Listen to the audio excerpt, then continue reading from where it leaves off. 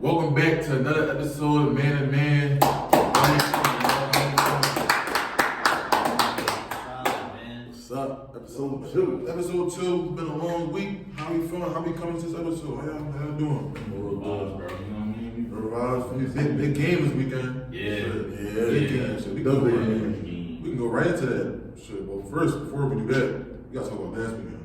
Pro Bowl weekend. Yeah. So, I mean, how we feel about that? Now, you know, Pro Bowl come around, it's always like a blast. Everybody just let it go. We wait until Super Bowl Sunday. But I mean, like, did y'all watch? Did y'all like? I didn't watch any of it. I did see the highlights of the flag football game afterwards, but it's like we might as well just take it out at this point. The viewership is going down. No one really cares about it. Pro Bowl weekend isn't really exciting anymore. I used to actually be like pretty ecstatic to watch these, but nah. I think they should just make the Pro Bowl like a charity award. You put all the Pro Bowlers in one event, sign all the grads. Every touchdown, you know what I mean? you know what I'm saying? Every Yeah, touchdown, don't every look pick, every, you know what I mean? Yeah, Like, like more fan involved. make it more fan involved because like it's not a real football game. They're playing too many touches. I think Is there anything the NFL could do to make it better? they need to bring back that. Y'all remember the first time they did Team Jerry Rice and Team Deion Sanders and they was able to pick who they got? Yeah. They should bring that That's back. tough. There's no reason that they should. It's no reason that even NBA. It's no reason that NBA even stop doing it. Like it's just more competitive when you have two old rivals, right, going up against each other and picking. Oh yeah, we're gonna have some young players and we're gonna teach you a lesson. You know what I mean? It should be like Team Eli Manning versus Team Tom Brady. Or Peyton Manning. But they kind of did something like that this year. But how are we gonna make it more? If we're gonna play a game more competitive, or like, I think you should do incentives.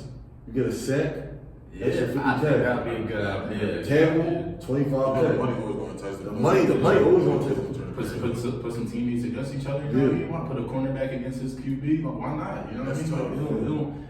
It's so easy. So, for example, like if CeeDee Lamb and Trayvon Diggs in the Pro Bowl, That'd be you tough. match them up against each other. That'd be You tough. never gonna see that. Never Never gonna gonna see that. It would be hot if both, like, if the offense, defense, let's say they had 100K, both on the table, and like you throw a pick, now the offense minus 50K. Now depending on how, and the offense minus 50K, defense plus 50K, and depending on how the end of the game look, it depends on how much your team going away with. Okay. Now the defense going like, yo, we need this money. Offense like, yo, we about to dot you up. I think it'll make them try a little harder if, like, you know, the money. Also, it could go towards the team, but like you said, like a charity of their choice. That can make them go even harder, not be a little weighted. Like, yeah, we're not going to lose this money for these kids. You know what I mean? Like that'd be smart. But How also, I mean, but we will, let's say that does happen. The NFL, the reason they doing all this, doing these challenges and things of this nature is because they don't want to see no one get hurt. Okay. But it's like, do y'all think that this is pro football for a reason? You playing a dangerous sport, y'all think this is what y'all signed up for? Yes. Or do y'all think, like, how y'all... I see both spectrums of it. I feel like definitely it's what you sign up for, like football players at the end of the day. And at the same time, it's like you want to maximize entertainment and health too. You don't want to risk nobody's health over a game that's, let's be honest, like it's not counting against anybody's team score. Yeah. At the same time, it's like I also think it's a bad thing of its timing itself is right before the Super Bowl, the biggest game of the year. So nobody's really looking at a game that's not going to have any impact on nobody's careers, like going forward. Like for example, NBA All-Star Game is in the middle of the year where the regular season, like the dog days of the regular season are at its peak, and we get like a spark of a weekend with different activities, different events. But for NFL, it's like, bro, we all just want to see this big game and let the season in. We kind of over the So season. you think they should do something in the NBA like a Pro Bowl weekend, like quarterbacks go against each other, who can make the most accurate throw, or wide receivers redo your 40-yard dash to see who's the fastest, or This competition. I mean, Yeah, I like that. I like that competition. stuff too. But I just think the timing of the event itself is kind of like its biggest hindrance. It's like the advertising before the main event. Yeah. Right. Yeah. But like, what do y'all think is better, like Pro Bowl weekend or NBA All-Star weekend, or is that comparable? I would say All-Star, just the fact, because like basketball, you gotta put an effort. Like they're not putting an effort in the Pro Bowl watching that. Last All-Star was bad though. Yeah. There was no defense being played. Yeah. It depends on the year for All-Star though. We done seen some good All-Star games. I mean, when Kobe passed away, they implemented the fourth quarter rule. That was nice, but I feel like that slowly That faded faded away real fast. But yeah. You're right about that. They're both honestly They're just getting mid, mid. yeah. As of course, when I get older, they get more Exactly, mid and yeah. mid. But Do you think that's the thing? Like as the years go on, it's like we're kind of like less moved of more so the All-Star game. Or are you less moved of All-Star weekend itself as the years go on? I think for both the Pro Bowl and All-Star, you know, a lot of what is going around is centered on health. So people aren't just giving it their all, or people don't want to get embarrassed against some of the elite competition Yeah, in that's their true. own sport. Which is like take some pride. Back in the day, like you said, back in the day, people did take their pride. Yes. We see You can Kobe still guarding see pride. highlights. You can still see your highlight Yeah. plays here and there, but We see Mike Vick scrambling, going for 60 yards in the Pro Bowl. Like we see certain stuff like that. So yeah, I mean, I feel you. I just feel like I know like with this All-Star weekend coming up, we all know like what we're gonna get out of it for the most part. At the same time, it's like I would definitely see like even with both weekends, just some change. Like be more creative. That's what the event is for anyway. You know. I mean, it was definitely good to see it. Like, I mean, some of the players had fun. Some of them go down there and do their thing. I know Jalen Hurts dropped a little pass. It was so bad. It was that's cool. We probably had a motivational speech right after. But I mean, shit, on to the bigger game this weekend. yeah, man. Super Bowl 58. By the time this come out, Super Bowl had already won. So final predictions. Who do we have? San Francisco 49ers or the Kansas City Chiefs. We can start with you. We can go around the table. We got. Talk to me. Shout out to Troy. I'm going with the Chiefs, man. Tell me. I don't know. I think Brock Purdy under them big lights, he's so young. He got a lot coming for him. He has the offense to do it. So I like this Chiefs defense. I don't like. It's like betting against Tom Brady now. I don't like betting against Pat Mahomes. How you feel, bro? Well, so I think that the Niners have maybe the better all-around roster, but where it matters the most, I think Kansas City probably has the edge. Obviously, quarterback, you don't got to go too in-depth with that, but I think Andy Reid, we talk about Kyle Shanahan a lot as one of the best play callers, but somehow Andy Reid felt underrated. You know, I think Kyle Shanahan is what Andy Reid used to be thought of. You know, someone who couldn't get it done, would make it kind of far, but who couldn't get it done now. If Kyle Shanahan loses this Super Bowl, that'll be 3 Super Bowl L's on his resume. That won't look good. So I think the Niners and Kyle Shanahan need this more, but like you said, I can't bet against the Chiefs and Pat Mahomes. I'm gonna go with the Kansas City Chiefs. I ain't gonna lie, but I'm not. I Honestly, though, like But I'm not, I wouldn't be surprised. I put so much thought into it. It's like the way they started the game against the Lions was up, what, 14-0? So it was like, Yeah, it was quick. so the Niners, they know how to get back into the game. I just think the Chiefs is one of those things where they're just a powerhouse, bro. When it comes to these big games, like they don't lose these games. You got a quarterback that leads the way, Patrick Mahomes, that he gonna get it done against any type of defense. You got offensive. I'm not gonna say offensive weapons, but he has the offense to get it done. Running back Isaiah Pacheco, he's starting to break out to a real great one of our great running backs in the game. Yeah. Travis Kelce had more so of a, besides all the Swifty noise, had more so of a quiet season. But we saw last 2 weeks ago in Baltimore, he did his thing. He snapped, he went crazy. Like Travis Kelce, And like you said, I mean, Kyle Shanahan, like for his resume, he gotta go get it done. And not only for him, but most of that Niners core that played against the Chiefs, for like 5 years. they've been together and they played the Chiefs, they lost. So it's like, yo, Get you get back. gotta get your get back. But not gonna lie, it's one of those things where I gotta see it to believe it first. So I gotta go with Big Red and the Chiefs. I don't. This really ain't even a question to me. I feel as though the 49ers are going to win. I wouldn't be surprised if the Chiefs win, though, just because of the experience that they had. This squad's been together for a long time. They've had the Super Bowl experience. They have the experienced coach. They have the experienced QB. They have everything that they need to win. But honestly, like Kev said, you know, Brock Purdy under the lights and all that, it's going to be a little shaky for him. But he has guys that's going to get him out of that track if they need him to. You know what I'm saying? Like, Debo already been to the Super Bowl. They lost to the Chiefs. George Kittle lost to the Chiefs. Kyle Shanahan lost to the Chiefs. Fred Warner lost to the Chiefs on the defensive end. It's like the core has also been around for a little bit of a long time. And you know, with the additions of CMC carrying the whole of the offense, you know, you're going to have Debo alongside with you. You're going to have Ayuk along with you. I don't really feel as though Brock Purdy is going to get really pressured in this, you know? It's kind of like a situation where it's like I said, obviously he's going to be a little shaken up. This is Super Bowl. This is the biggest game of your life. You know what I mean? But you still have those experienced guys around with you that's going to carry you through this game no matter what. You feel what I'm saying? And then with the Chiefs, I just feel like, they were in kind of too many close games in the playoffs, and they were in games where they probably should have lost as well. Like, you can probably argue they should have lost against the Bills. You can probably definitely argue that they should have lost against the Ravens.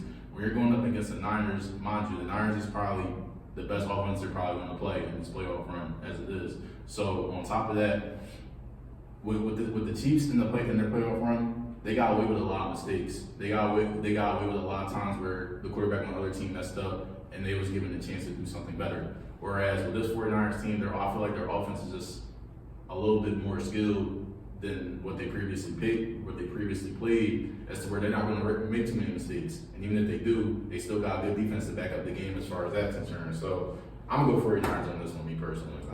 I think that you mentioned that the Chiefs haven't played that well. I would disagree just with the fact that this is the best defense of the Mahomes era.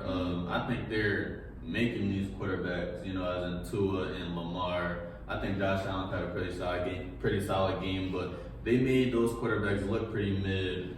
I believe also that 49ers defense hasn't looked great during this playoff run as well. They've given up over 150 rush yards to both the Lions and the Packers, which we weren't expecting that. Now, I think the Chiefs are definitely going to get 120 rush yards this game as well. So, with Pacheco and Mahomes using his legs. So, I think it's going to come down to, can Brock make the plays?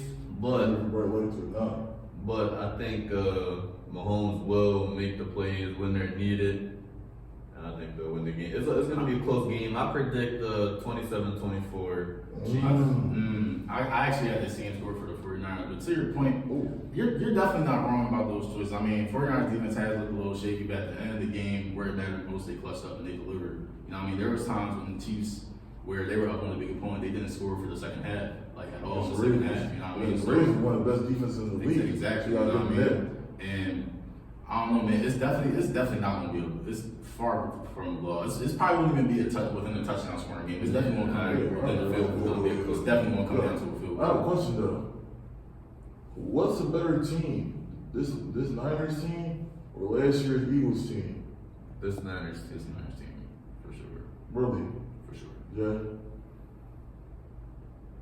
I think last year's Niners team also better than last year's Eagles. But we don't know. We don't know that for injuries. Personally, I'm gonna go last year's Eagles. I'm gonna tell you why. Talk to me. I feel like Jalen Hurts of last year at his ceiling is a way better quarterback than Brock Purdy. I don't think it's way better. I think he's way better than me personally. And then look, we can look at the biggest Niner strength, the running game, the defense. I think last year the Eagles had one of the best defensive years they had in a while. And also, obviously, Miles Sanders is no CMC, but the year he had was 1,000-yard rushing year was crazy. So I feel like overall, as a complete product, I think they're better, but I don't think it's far off. I mean, I don't think the Niners were better than the Eagles last year either. That's just me personally too. Really? That's just me. I believe this is one of the things that, even though the Eagles coaching was better, I do believe the Niners were better at play calling than the Eagles last year. Even though Kyle Shanahan hasn't had the Super Bowl success, he's still been the 4 out of the last 5 NFC Championship games. I think that's for a reason. In a year he didn't make it. Nick Bosa was out for a year. Debo was out, so I think they've been the premier team of the NFC. Just no Super Bowl to show for it. But I do think that the Eagles were great last year. And it's one of those things with the Niners where it's like, obviously for me, as an Eagles fan, like, that's like, quote unquote, our top rival besides the Cowboys. I don't really see it as a rivalry, but like you said, they've been the premier NFC team for years now. But like we said, we've seen the Rams get one, we've seen the Eagles make it, we've seen Tom Brady get one. Is this going to be the year where like, yo, we got to leave our state with this conference, this core, because this core not going to stay together for much longer. Like the money that Ayuk is going to make soon, CMC's extension, Debo's extension, Brock Purdy got signed a new deal soon. Eventually, Pacheco. But like, at some point, they got to bring that core up. So it's like, yo, before we go out, bro, we got to go out with a bang, especially against Patrick Mahomes. I'm not going to lie, yo. If they do win it, I think it's a good joint for sure. Because being a quarterback like Mahomes is definitely a good joint, bro. We gonna see, man. We gonna see. But going on, they announced NFL awards last night. NFL honors. And I'm not gonna lie, I got a couple thoughts on that. We're gonna run from award to award. We're gonna start from the bottom, comeback player of the year. They gave it to Joe Flacco. There was a lot of controversy surrounding him. Like, should it have gone to DeMar Hamlin since of what? we gonna get that. We gonna get that. Like, not off his performance. His media run was crazy though. For sure. That's why I can see why. But Joe Flacco being that old and performing like that, I'm not mad at it. But it's one of those things where a football player that's been through something where it's like we've never seen that, like somebody close to like just gonna keep it, somebody close to death. Him coming back and just being able to play on the field. Obviously, his stats you don't got the stats to back it up, but just coming to the health point of him, just to be an active player again, like. Should that have been a consideration where it's like he's running away with that award? I definitely think that should be a consideration. But I think another thing, what does this award exactly mean? I've seen it go to players who've been injured, then came back and have great years. Like Joe Flacco, he had a pretty good year for the time he did play. I just think it would be not unfair for DeMar Hamlin, but he wasn't never the starter for them, and the secondary was pretty depleted at that. And then you can even argue like other players would have got over DeMar Hamlin, like Baker Mayfield, for example. You know what I mean? Yeah. Brees Hall wasn't even considered. He tore his ACL last year. Yeah. You know what I mean? I Brees just Hall thought definitely should have. DeMar Hamlin media runners will push his agenda, the stats. I mean, Joe Flacco, like, when we talk about stats, like just him picking up the Browns unit where Deshaun Watson left it off and just leading them to the playoffs in it. Didn't even have Nick Chubb. And we can make the argument that they're the most competitive division in the league. So I agree. honestly, like the way they left off the season in Houston definitely was like far from desirable. But for them to get to that point with the defense and the offense pieces, like you work with offense pieces like Kareem Hunt, don't get me wrong, Kareem Hunt's still a solid running back, but in 2024, the name Kareem Hunt doesn't back up the play. At all. It doesn't match the same level. Yeah, right. You got tight ends like David Njoku, good player, but he's not a needle mover to an offense. So it's like you got a player like Joe Flacco. He took him to that point. Yeah. I think you just have to give him that award. I believe that, but there was a lot of controversy around social media outlets whether DeMar Hamlin or other players should have won it. But Unfortunately, I think the Bills kind of played into the social media thing too. In the Chiefs versus Bills game when they go on 4th and 5 in your own territory, you give it to DeMar Hamlin on a fake punt. I believe that was one of the probably the worst play call of the year. No offense to DeMar, but like it's not the fourth quarter, and that's what we're going with. Well, it's like you lean way toward. Not even the player itself. That was just a stupid call. This is your rivals too. This is somebody that everybody considers is like your boogeyman of the franchise. So it's like you can't really do that against somebody that caliber. But Next award, Defensive Rookie of the Year, got to Will Anderson Jr., Texans defensive end. I'm not mad at that. Any thoughts on like potentially like Jalen Carter or anything like that? Now, me personally, That's a home. I'm not hard. I think Anderson should have won it, but I'm saying like, is there anybody that y'all had like? The Eagles' defense was better. Carter probably would have been in consideration. I think the Texans may have been like a top 10 defense. The way they ended the year was too strong for another. So I'm really not mad at Will Anderson. And then next we had the offensive rookie of the year, his teammate CJ Stroud. We talked about this. So they got to sweep the Texans. Yeah. I believe that CJ Stroud was a deserving winner, but I would have given it to Puka just for the simple fact that CJ Stroud did miss a game and a half. I feel like that kind of hurt him. Puka broke numerous rookie records this year. Justin Jefferson, Jamar Chase. But I understand the quarterback's more. And that's why I was telling this receiver. offline. I was like, they're gonna give it to the quarterback.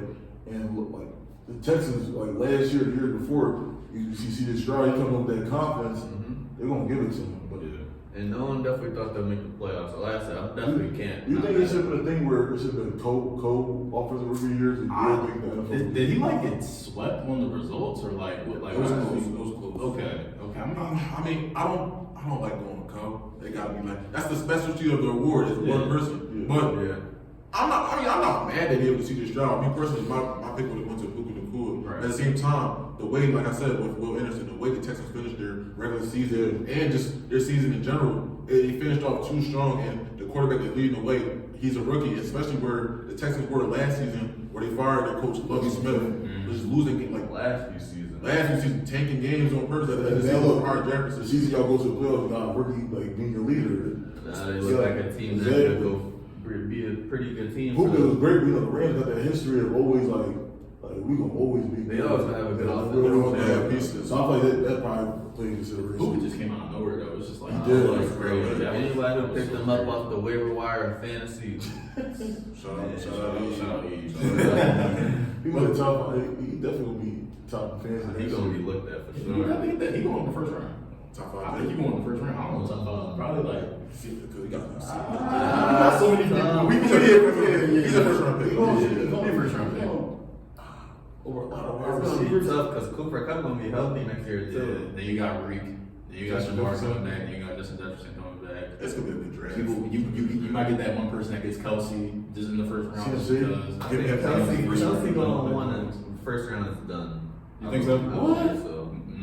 Going one or just in the first round? First round. I think so too.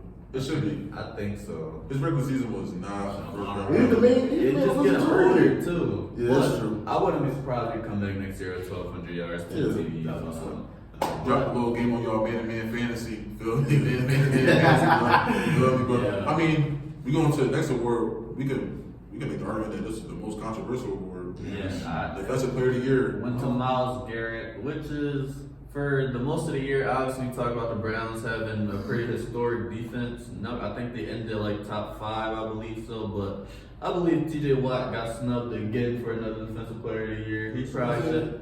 He should have 3 like his brother, I believe. But Okay. he keeps on getting snubbed. I think the Steelers without T.J. Watt look a little. I think his impact is a little more bigger They than don't make the Myles playoffs, Garrett. well. No. They don't make the playoffs. So, because they're not scoring a lot of points. They're really hanging their head on defense. And I just the fact that he didn't get it was crazy. I mean, I wouldn't say it's crazy. It's not crazy, I think but I think Myles Garrett and T.J. Watt are both defensive engines. But when we talk about Myles Garrett, he has more of a complete unit around him defensively. I think T.J. Watt is. Don't get me wrong, the Steelers have good players defensively, but T.J. Watt is so great, and he is such a ceiling raiser for that unit. So I think personally it should have went to him, but I'm not surprised. Like looking at the results, it looked like it's a Browns heavy. No, Myles Garrett had a great year as well. I'm not horribly mad, but I do believe the Watt family should have a few more defensive player of the year in their cabinet. For sure. And then the next award is Offensive Player of the Year. I don't think we got to really. Yeah, we ain't even got The man, the middle, the legend. okay, CMC. okay, but if it did go to CMC, let's say, They would have went to Tyreek. okay. But I think Tyreek was still in consideration for He was. He almost broke the. Didn't he almost break the They record? only broke the record, I yeah. think he missed the He game. missed a game and a half for basically 2 games, but so does CMC, so it was like they both missed around the same amount of time. Does he get it if he break the record? Reed? And if he did it, it was I mean, look, That's Hooper right. broke like what 3 records and he didn't even get the offensive rookie of the year. You know what I mean? That's a quarterback. Yeah, see, but like you know, it's No, Reek lost it to also to played CMC. every game. And I feel like But if Rick played every game, he would have broke the record. So it would have. That's a bunch I don't know of if he would what have broke the record. You think so? He ended with 1,700 plus. He was He was on the He win. was about 200 yards short. Not saying he couldn't have did it, but I think the game he missed, like he probably like whatever team they was playing, they wasn't even that like they probably wasn't even all that. For him, look, a lot of teams were really like against Tyreek. They played the Commanders close to the end of the season, and he fried every DB he saw. Oh yeah, I remember that game. I was watching that game live. I was watching that game too. It was on my fantasy team. Yeah, on my fantasy team. It was unfair. But like, we're gonna keep on touching on the Browns. Coach of the Year, Kevin Stefanski. Was any other head coach deserved? I think the Lions head coach was. Dan Campbell. Yeah. I like D'Amico Ryan. I thought I personally think D'Amico Ryan should have won it. Really? But I see the case for Kevin Stefanski. They had 4 starting quarterbacks this year. Lost their They've star running back. They've been going through a lot. Lost star running back, so and still was a Shout out to top the 3 Browns. defense. So the Browns Browns they- did just Browns next had a year. good year. So do y'all see them in the same spot next year? No. Or I think Same spot, they'll be contending. Like they'll be in that. They'll get at least 8 wins. It's still a tough division, so I think they're worse. I mean, I feel like their division's only going to get better. Joe Burrow coming back in there, and you know what I mean, Steelers got a whole new set. You know And what I mean? honestly, in my opinion, I don't mean to sound like a hater, but Deshaun Watson coming in as quarterback, he drops their ceiling in my opinion. I don't think Deshaun Watson is the same He was quarterback not that like we anticipate from Houston. I don't know. I'm not totally I think off the him way- yet. I think the way Joe Flacco played, I think that's his ceiling. I think that's Deshaun's They ceiling gave for this season. Deshaun 250 though. I don't think they're not gonna not play him. No, I mean, No, he's gonna play, but They he's gonna play him, but he's not gonna play to that Joe level. Flacco from this year. I think Deshaun played solid for when he was there. They were like 5-3. I don't know when exactly he got hurt, but they were always positive throughout the year. But maybe you guys are right. And for the MVP, Lamar Jackson, Lamar big trust. I feel like After week 14, the award was in. That Niners game, he ran away with Niners it. He game, ran away with it it. won them the award, I would say. I'm glad he won that game because I'm not gonna lie. Before that game, it was too much nasty discourse talking about Brock. Brock Purdy. And respectfully, Right. Brock Purdy had a great season for his standards too. yeah. Not even for his standards, just as a quarterback. Some He had a people great don't- season. some people don't MVP talks, he folded though. But I feel like Lamar Jackson just doing what he did, and plus winning that game in San Fran, he did his thing. Feel me? He ran away with the award, so more respect to him. That was a good job.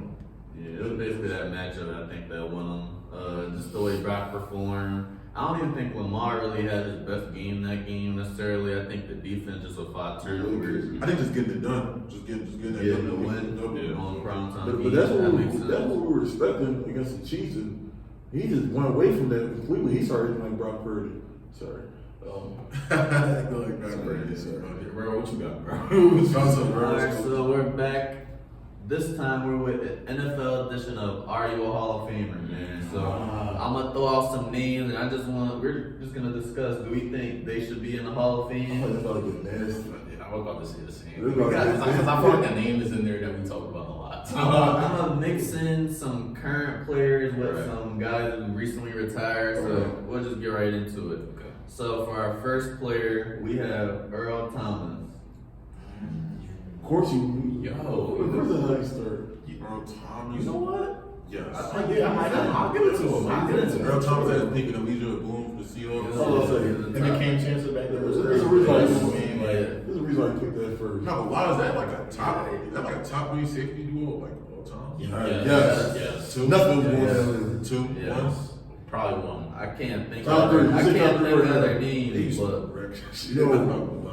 Coming across that middle was a scary. Bro, you that one you could hit too. Yeah, you bro. can't even really He was play doing with Madden? him. No, Cam Chancellor really made him feel. Bro, he was like Crazy. 6'5", like Bro, biggest and best. Crazy. Shout out Cam Chancellor. Shout out Earl Thomas. Shout out Earl Thomas.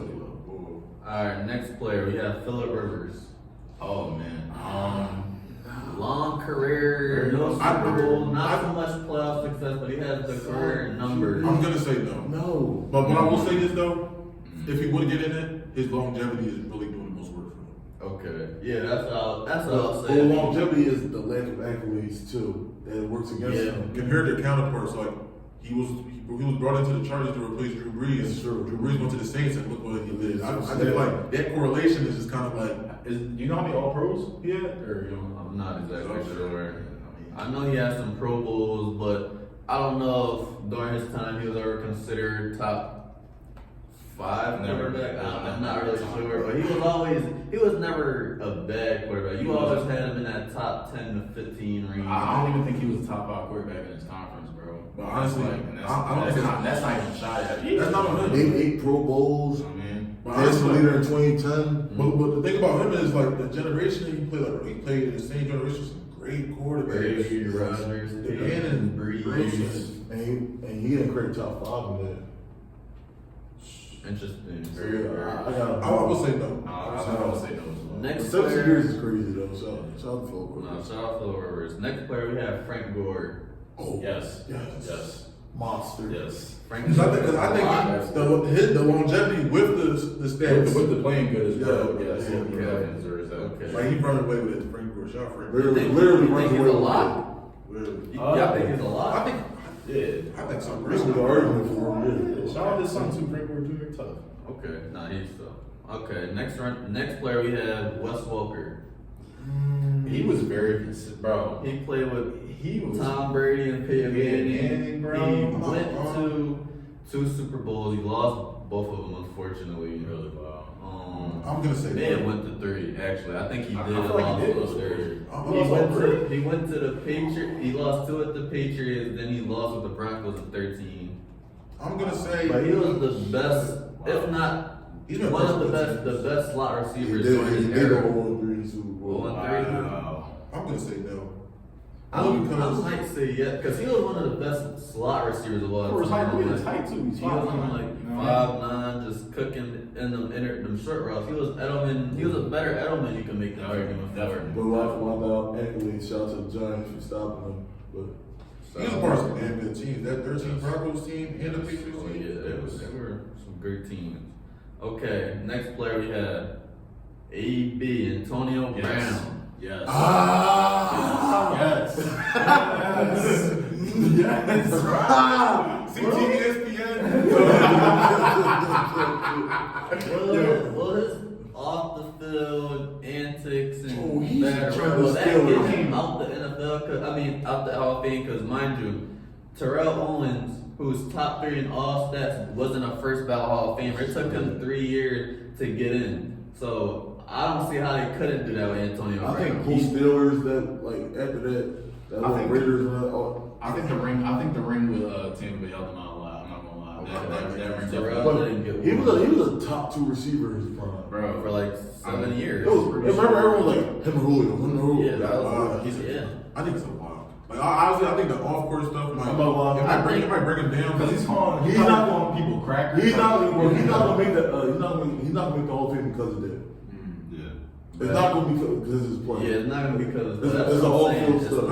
Especially how he ended his career. The too. way, Everyone like, the knows last, how good he last was. 3 years, like besides the Super Bowl with Brady, like leaving teams, cutting teams, like that was I like mean, we talked 6 straight, 1,200 yards. even his last season with the Steelers, he Dog. played that super unprofessional with you. That was a few years ago, bro. He was always a receiver that was in the news for whatever It's reason. crazy. I mean, like just like you said, post Bills blocking and trade to the Bills, getting cut by the Raiders.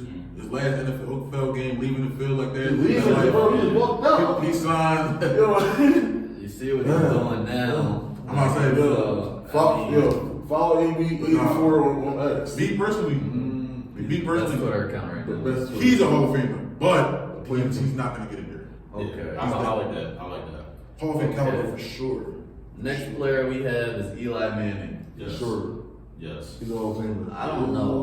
What? No. Whoa. No. I just think He already is welcome in the league. For- For sure. Even The with last that- 4 years is bad. I would be like really bad.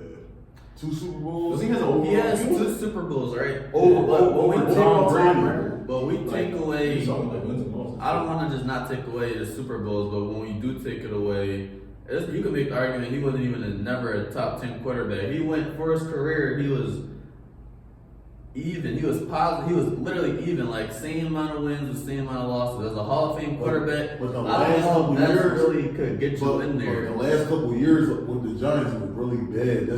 That's what brought him down. If he would have retired like 2-3 years earlier, But during his prime, he had some negative years. he did. That's why I But- think, I don't know. He went on 2 of the most legendary runs of all time. So I think they should put him in the conversation. What you think, Jay? If I had to go one He was round, smacking the Eagles too. if I lose, fair enough. Fair enough. Yeah. I'm not gonna talk about what happened at the end of his career. It's been that building. I didn't look at the career. Like, If I had to go one round, I'm gonna say no. Like I said, the wins that he got in the playoffs, especially the 2 Super Bowls against Tom Brady, legendary wins, especially against a GOAT like that. But we talk about all his other years, the lack of success in the Giants organization, and obviously just not being on the same tier as his counterparts like Drew Brees or Tom Brady. he was a ceiling raiser. He- Besides those 2 runs, he didn't do more with less like everyone else did. But we're saying besides those 2 Super Bowls, like you know what I'm saying. But I'm still No, accounting for you those have 2 to Super Bowls. account for those 2 Super Bowls, but he also had Especially years. one. He also had a few years where he led the league in interceptions. Yeah, that's true. You know what I'm saying, negative years, like was you one of those mentioned. ones. I just feel like he overstayed his welcome in the league. I feel like he should have retired after like 2017, 2018. Those years of him, like, we still got to account for that. You feel me? I feel like three for 14. Saquon get hurt. I just feel like quarterbacks like Drew Brees and Tom Brady knew when it was right to hang it up. Maybe you even say Tom Brady overstayed his welcome. But I feel like it was just a lot of mad years of Eli Manning that was kind of going to bring him down. Do you think Tom Brady will play this year? Yeah. He made. I was If he really wanted to, well, he wouldn't have been the Tom Brady that we know. That we just. I'm not gonna count him out either. I'm not gonna. I can because he said if he could have retired the second time, he would have. So you think He's a that free change agent. that Tampa Bay team? No, because I mean they lost in the divisional round. I don't think Tom Brady gets any further than what Baker Mayfield. Really? Look at the way Baker Mayfield played. He's definitely good, He played really good. Played really good. Played a good year. All right, I got 2 more names left for y'all. We have Matthew Stafford. Yes. Yes. He's awful. No, I think that's Super Bowl Why? caliber. That's Actually- Super Bowl actually- caliber. See, with But Matt where's the Stafford, Detroit? I believe I think he was a little better than Eli Manning A little. in terms of when, like he wasn't winning, Right. but I think he was more Situation, talented, right. and he had better counting numbers You know what? than Eli. no, I'm gonna give him the Hall of Fame. I'm gonna give him the Hall of Fame nod because he was the quarterback of the Triple Crown season from Megatron, Cooper Cup, and Puka Nakua's rookie record. Yeah, I feel like that's not seasons ever. That's not not what what Super Bowl, but being the engine that allowed three of like I said, three of one of the best wide receiver seasons statistically. Obviously, the playoff success is lackluster. Right. A lot of years in Detroit where he didn't make it for it, but we can take the Super Bowl win as well too, and account that for what he did for the wide receivers and just the overall stats he did. Like we said, he was a better Eli Manning. Still kind of the same similar product, but he was really putting those stats up. Like he was really trying to do things, but a lot of those Detroit Lions teams over the years just weren't good enough. If we're just gonna be honest. But I'm not gonna say it was, we still gotta give him some of that blame. He was definitely good. I think he was a little better than Eli, but it was some times where He sold the game. he sold the game himself. Like we're not gonna put it all on the team. He did have one of the best receivers of all time for a long stretch of that career. So we'll see with that one. I personally think he will. He just has a few more years to go. Yeah. Like I think he has just a few more things to add to his resume. So I think by the time he does retire, I think he will get in. I will say yes, but he's more on the fence. Like I'll say, He has more to prove. if the middle ground is right here, Matt Stafford's right here, Eli Manning right here, but they're both close. Okay. That's just me though. And last person we have Marshawn Lynch. Yes. Beast mode? Yes. Yes. Sure. I will say one thing about him though, he kind of lacks longevity. Longevity. Yeah. And I know that's Towards the end of his career, from the running back really bad. position, that's common, but it's kind of like I would say a hindrance for him. But do you think that all those hits he was getting, he was really like pounding the rock? I mean, I would say, yeah, like it's the effects from his prime years that kind of messed him up down the road. But I feel like his prime years itself, like they speak volumes, especially for a Super Bowl team. Honestly, we could say 2 Super Bowl championship caliber They teams. decided to use him. At least one more yard, and we can say he's a lock. So Yeah. I'll definitely say he's a. I agree. With the Bills, he started off with, he made a Pro Bowl, so he was definitely a He was star running decent back, too. but we don't know if he stayed there, how well his career would have turned out. I was with the Seahawks for about 4 to 5 year stretch. You could argue he was, a top 5 running back or whatever. So I think this one is going to be close as well. He has 10,000 yards, 85 touchdowns for a career. Like, they that lack of longevity, like he wasn't really. It's going to be tough. But those prime I might be on the years, fence, but me personally, those like I said, his peak years they moved the needle a lot for me. that Seahawks team, man. Alright, let's go ahead and transition into the NBA, man. Let's talk about some of the trades that went down. Some of the trade NBA trade deadlines. deadline. It was more so a quiet deadline in terms of the years of the Not past. too many big, huge. But teams that needed to make their moves made their moves. To go back to last episode, that's what happened with the CBA. Teams aren't willing to we're not about to trade all these contracts that we have to pay money, get over the second apron, pay this much amount of tax, and teams under the second apron can still sign buyout players. So it's like, I don't know, the buyout market's gonna be pretty good. The buyout market's gonna be pretty decent. I mean, we can start off with the trades that happened on Thursday. I mean, first start off with the Dallas Mavericks. I feel like me personally, that's my biggest winner of the NBA trade deadline. Really? Yes, for sure. For So sure. you think PJ Washington is a huge upgrade over Grant Williams? Not that, but I think Daniel Gafford is a huge upgrade. They become way more athletic. I feel like they set a rotation with D Live and Daniel Gafford. I think That's a crazy rotation. This is the best forward core that Luka has. And also, not to cut you off, but also this reports that they're the front runners to sign Spencer Dinwiddie. So that's a nice little add-on. That's between him and the Lakers. But I'm not saying that's something crazy. But they're deep, But man. what If Kyrie Kyrie has, games, that's crazy. Kyrie goes down, yeah, especially Dinwiddie. They had some success with him too before. And before PJ Washington got traded, he dropped 45 and 43 back to back. So it was like he has the potential to go off for high scoring. He can do a lot in his offense. And a report came out this morning that the Mavs were just over Brent Williams. He wasn't having a good year. Not was really. shooting well, or They said personally, they were annoyed. A lot of people he was rubbing a lot of He people did. in the organization. And that's a similar report that came when he left Boston too. So it's like this stigma about the come with Brent Williams being. I mean, you're going to the Hornets now, so I don't think it can get any better. Yeah, But also, the signing of Steph Curry was pretty much a man signing for them. Hasn't really been the same Steph Curry we know in the past years. But he can't really play when you got Luka and Kyrie. But then again, I'm not sure. I feel like that was Jason Kidd's fault because you saw Rick Carlisle when they had Luka and Steph. Steph Curry looked like the best thing since butter on sliced bread. Like I'm not gonna, but he is older. I'm happy he's in Charlotte, being in his hometown. You know, dad played in Charlotte. He got his dad number. yeah. But no, Daniel Gafford, that gives him another center when Derek Lively, he misses like half the games. Right. So that gives him a rim runner, a live threat. I like it for the Mavs. I feel like if they play Phoenix in the playoffs, they can upset Phoenix with this team. Like I said, Not definitely. just Phoenix, what about everyone else? I don't like, they can beat the Kings. The Kings, Phoenix. So basically, you're saying that they still are not on the same level as So you They don't become the fifth best Western Conference team, in my opinion. Like I said, they just became really athletic. This is probably the most athletic team Luka's ever had. Like you said, this is probably the best front court rotation Luka's ever had. Derrick Jones Jr., Daniel Gafford, Yeah. Derek White. Derek Lively, PJ Washington. Yeah. You can, like I said, you can do a lot with this offense, especially now they have these athletic bigs going around. And they kept Josh Green.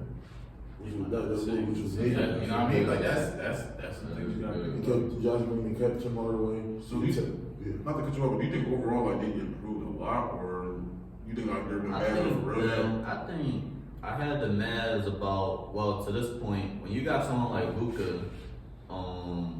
that's someone who could carry and upset a lot of good teams just by the strength of himself. I'm not gonna say they can win the championship, but I'm not gonna say they can't. Yeah. It's kind of one of those things like You got better.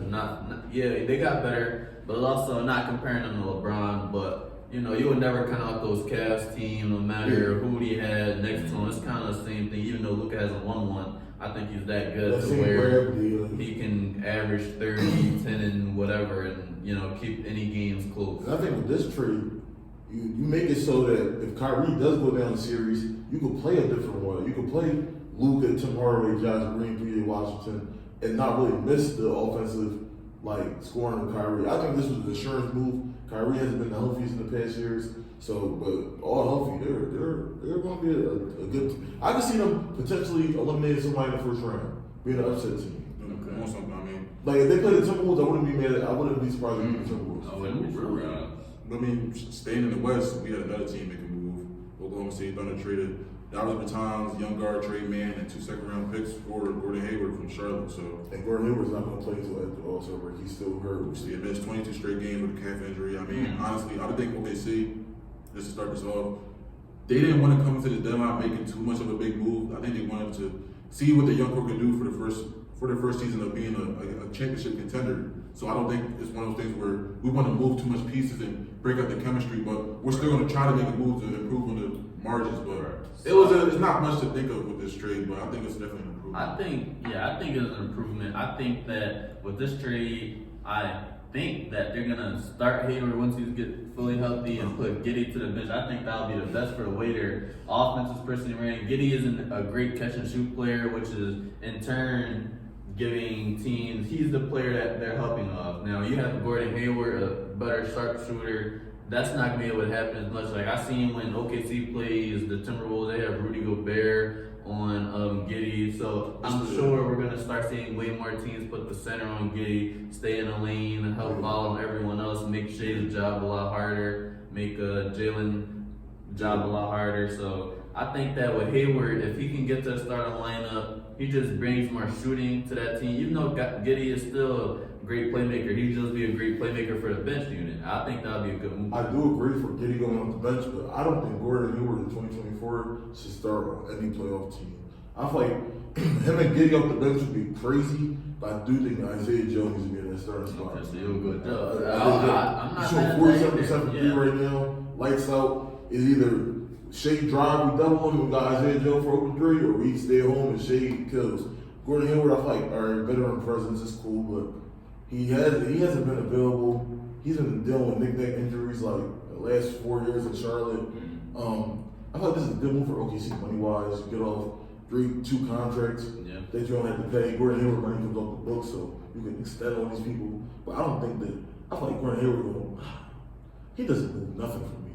He don't move the needle. Like, they're the same team. I feel like they're the same team. So it's just a whatever trade. It's a whatever trade. I mean, they did clear $15 million in cap space for next season. So like it's one of those things where a lot of young players and extensions about to start coming up. So it's one of those things where it kind of helps. They thought it helps on the court and financially. So we're gonna see how that works out for OKC. But next, we gotta talk about the Phoenix Suns. They made a trade. They traded 4 players for Royce O'Neal and Grizzlies for David Roddy in a 3-team trade. So like, y'all think now like with Royce O'Neal starting lineup, does that do anything for the Phoenix Suns? I mean, that helps. They got a lot of wings though, so it's like I don't really know. Like I haven't really heard nothing of Royce O'Neal this season. He had a down season. Yeah, so I mean them adding him is just like a whatever for me. Like, you know what I mean? Like, but don't get on the Nets, you have to create your own shot. You play in Phoenix, he's gonna have so many. He's like so many. He's just gonna play 3-and-D. 3-and-D. I mean, I think this helps them if they run small ball lineups. Like if they want to run small, put KD at the 5, Royce at the 4, Bill, Grayson, Bill, Grayson, and Book. I think this also helps their depth. No, it does. I think also getting David Roddy in the trade was big. I like David Roddy. Yeah, I like David Roddy. He got a lot of untapped potential. A little bruiser power forward that could be in the lineup. So I think that was a good job for them. But I'll say it is like with the Phoenix Suns over the past calendar year, trading the draft picks that they traded, does this put more pressure for them for like the next couple of years that they have Book and KD and Bill under contract? Because now, if this doesn't work out for, let's say, another finals appearance at least or a championship, can we say that this was just a bust core or a bust era for the Suns, the KD era, with everything they invested financially and all their draft capital? We'll start with Georgia. Yo, man, I'm gonna keep it reading, bro. Oh, man. I feel like I should go last on this one. I ain't gonna lie, because I really could go this turn. I just believe that with any KD team, it's probably championship or bust, but that's probably what mostly all top 5 player teams at this point. Obviously, this is probably gonna hurt KD's legacy just off the simple fact that the stigma around him. Oh, you only cool with Golden State when you was with OKC, you didn't do it. When you was with the Nets, you didn't do it. Now with the Suns, you didn't do it. But I feel as though it's still the same. Still a lot of great teams around them. Would I be surprised they don't win the championship? Absolutely not. I think they have what it takes though, and I'm definitely not counting them out. They're definitely in my personal top teams in the West, but I don't think it's more added pressure in my opinion. Only reason why I said it adds pressure because I feel like last year Phoenix done traded all their assets for this team, and this team rarely built to miss half the season. Book didn't miss games, KD didn't miss games, so I feel like. So with that being said, wouldn't that be like it makes it more difficult when your top players aren't there throughout the year? But now look, if we don't win this year, how do we get better? We traded all our picks for Royce O'Neal. Who won't want Royce O'Neal if he don't play good in the playoffs? I think it's also things where it's like you said, the injuries is holding them back too. But it's like, for example, this is more so a Bradley Beal thing, but the games that he's missing the past few seasons, it was already a red flag for me from the jump. So I feel like already invested all that draft capital in him, where it's like, you're definitely helping your ceiling for him, but if it goes the other way, it could be really bad, which it hasn't been really bad. Like, we've seen all 3 of them, when they in the lineup, they be cooking other teams. For example, it was in LA, all 3 of them, you saw Bradley Beal shake up Austin Reeves, KD getting stuff in the midi, Book doing his thing. So now, their ceiling, the Phoenix Suns, I feel like, ceiling-wise, they're top 3 still. That's just me though. No problem with that. With them 3 healthy, they have the worst fourth quarter. Like, fourth quarters for them are terrible. Is there enough games under their belt to have that contest? I think with that, traded for Royce and David Roddy, I think they needed a backup point guard. I think T.J. McConnell would have been great for them. Somebody to just say, we're about 13. Let's stop shooting contested mid-ranges and just let's get the best shot possible. Let's stop with the wild passes they throw. Let's stop the cross-court passes that can get intercepted. I feel like they were missing I'm not saying a point because everybody says Phoenix need a point guard. They don't need a point guard. They need somebody that Ball handler, regular ball handler. somebody that just say, yo, because Book wants to score, KD wants to score, Bill wants to score. Somebody say, yo, we can score, but let's get the best bucket possible because they lost a 4 quarter to the Magic, almost lost a 4 quarter to the Nets, lost 4 quarters to multiple teams. Like they're literally the worst 4 quarter team, and the Pistons are in this league. So it's like, Bro, I don't see them as crazy contenders. my whole thing with this KD team, bro, is just like, bro, like bro said, if he loses this playoff run, can you imagine if he loses in the first round? Look at this Western Conference.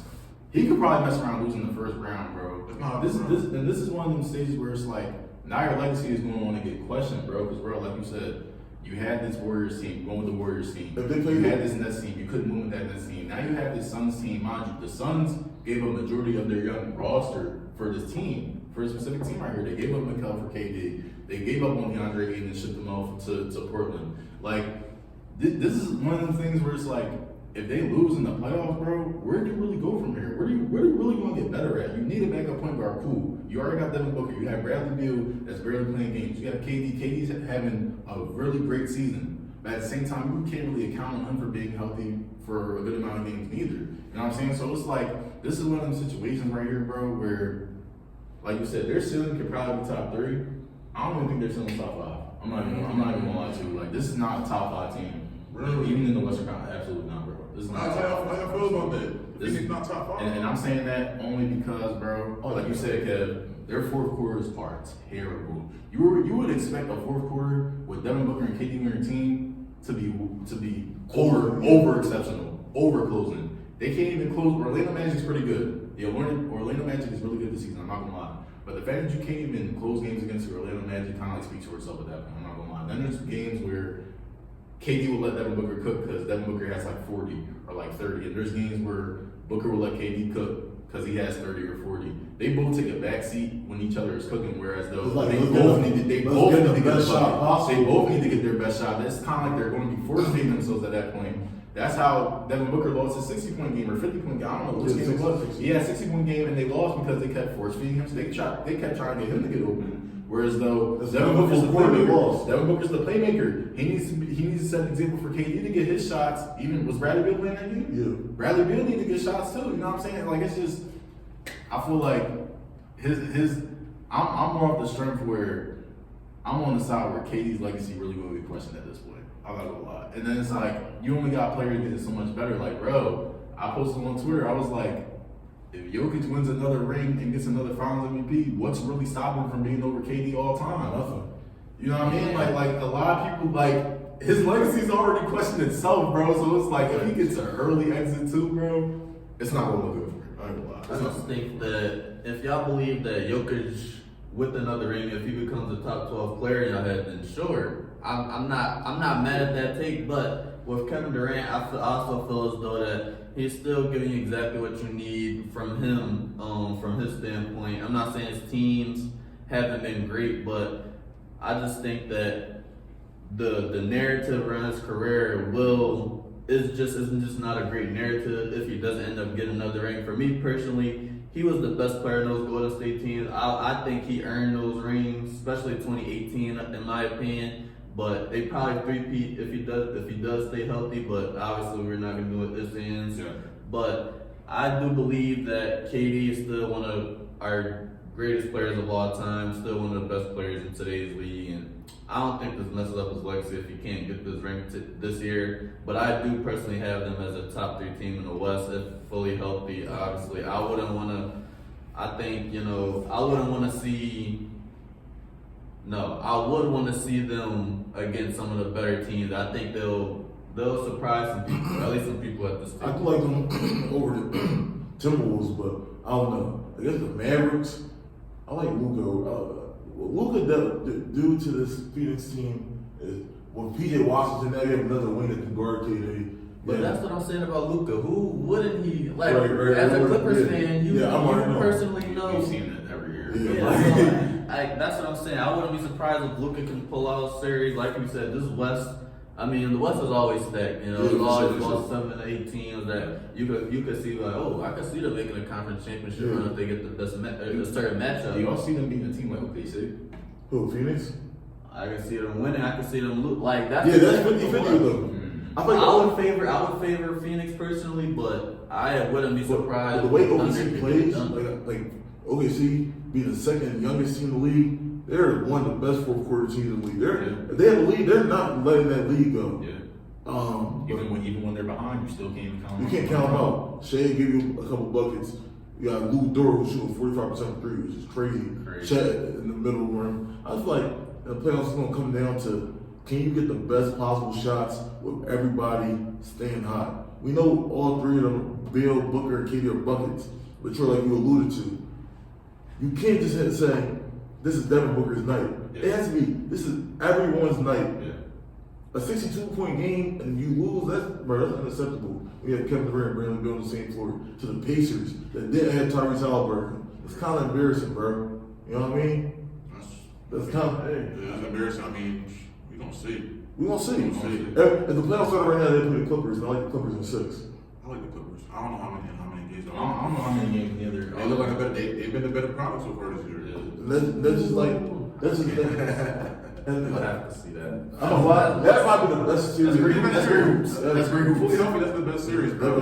I mean, but we can talk some Just to talk about the Nets a little flip bit. side of the trade. Oh man. What do y'all think? What are the Nets doing right now? Bro, I don't even Oh, know, bro. it's like I would say the Brooklyn Nets right now are probably the most directionless team in the NBA. No. Oh, wow. Chicago Bulls are a team. But at least they're like Chicago Bulls are Chicago Bulls are literally a I'm gonna team. tell you this: the Brooklyn Nets had more assets to trade, had more assets to get from for the value that they have. Chicago, they have Lonzo Ball making $20 million out for the season. Zach LaVine making $40 million out for the Zach season. LaVine had trade talks beginning of the season. You could have traded the Rook, you could have traded Caruso, you could have traded Drummond. You can make an argument that a player like Dorian Finney-Smith could have got you more return than Zach LaVine. We were talking about But- you getting Killian Hayes in return for Zach LaVine. No, we don't return for Killian Hayes. Mikal Bridges. Somebody offered 5 first-round picks for Mikal The Bridges, Chicago and they Bulls didn't do it. The Chicago Bulls have not made a trade since April 2021.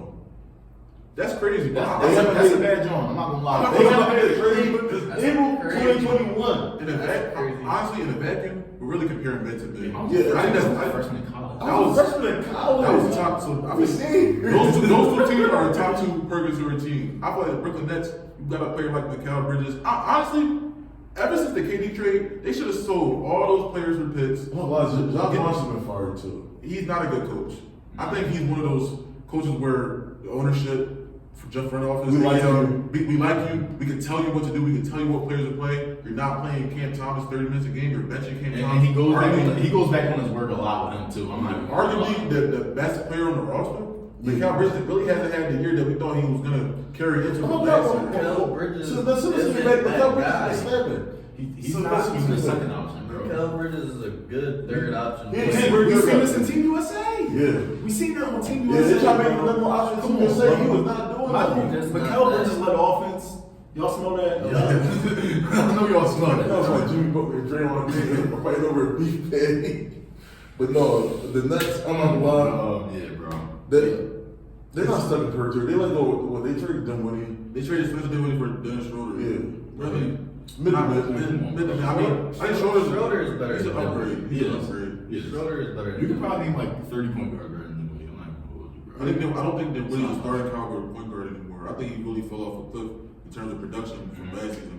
But he wasn't starting for point guard to begin with. He got traded off the Mavs. He was off the bench. Like he really Right, like. he was doing his best as a So I don't know why they even started even in his early years in Brooklyn, he was Yeah. 6 man of the DMs with So I don't know Russell. why they even started him. He's already. They gave him a lot of shit. But then again, they started him because Ben Simmons was out so many games. Yeah. We see the team that the Brooklyn Nets have. Honestly, we're gonna be honest. That's a team built around Ben Simmons. I don't know why in the game that Ben Simmons played healthy. He hasn't been like scoring, but He's the been way he impacting- said it, he's been impacting the game. He's impacting the game way more than Especially with a scorer like Cam Thomas. Yeah, Cam Thomas and Mikal Bridges are involved. And you can see Mikal Bridges unlocked so he can put the ball in his hand. But it's like- that's why he looked good with CP.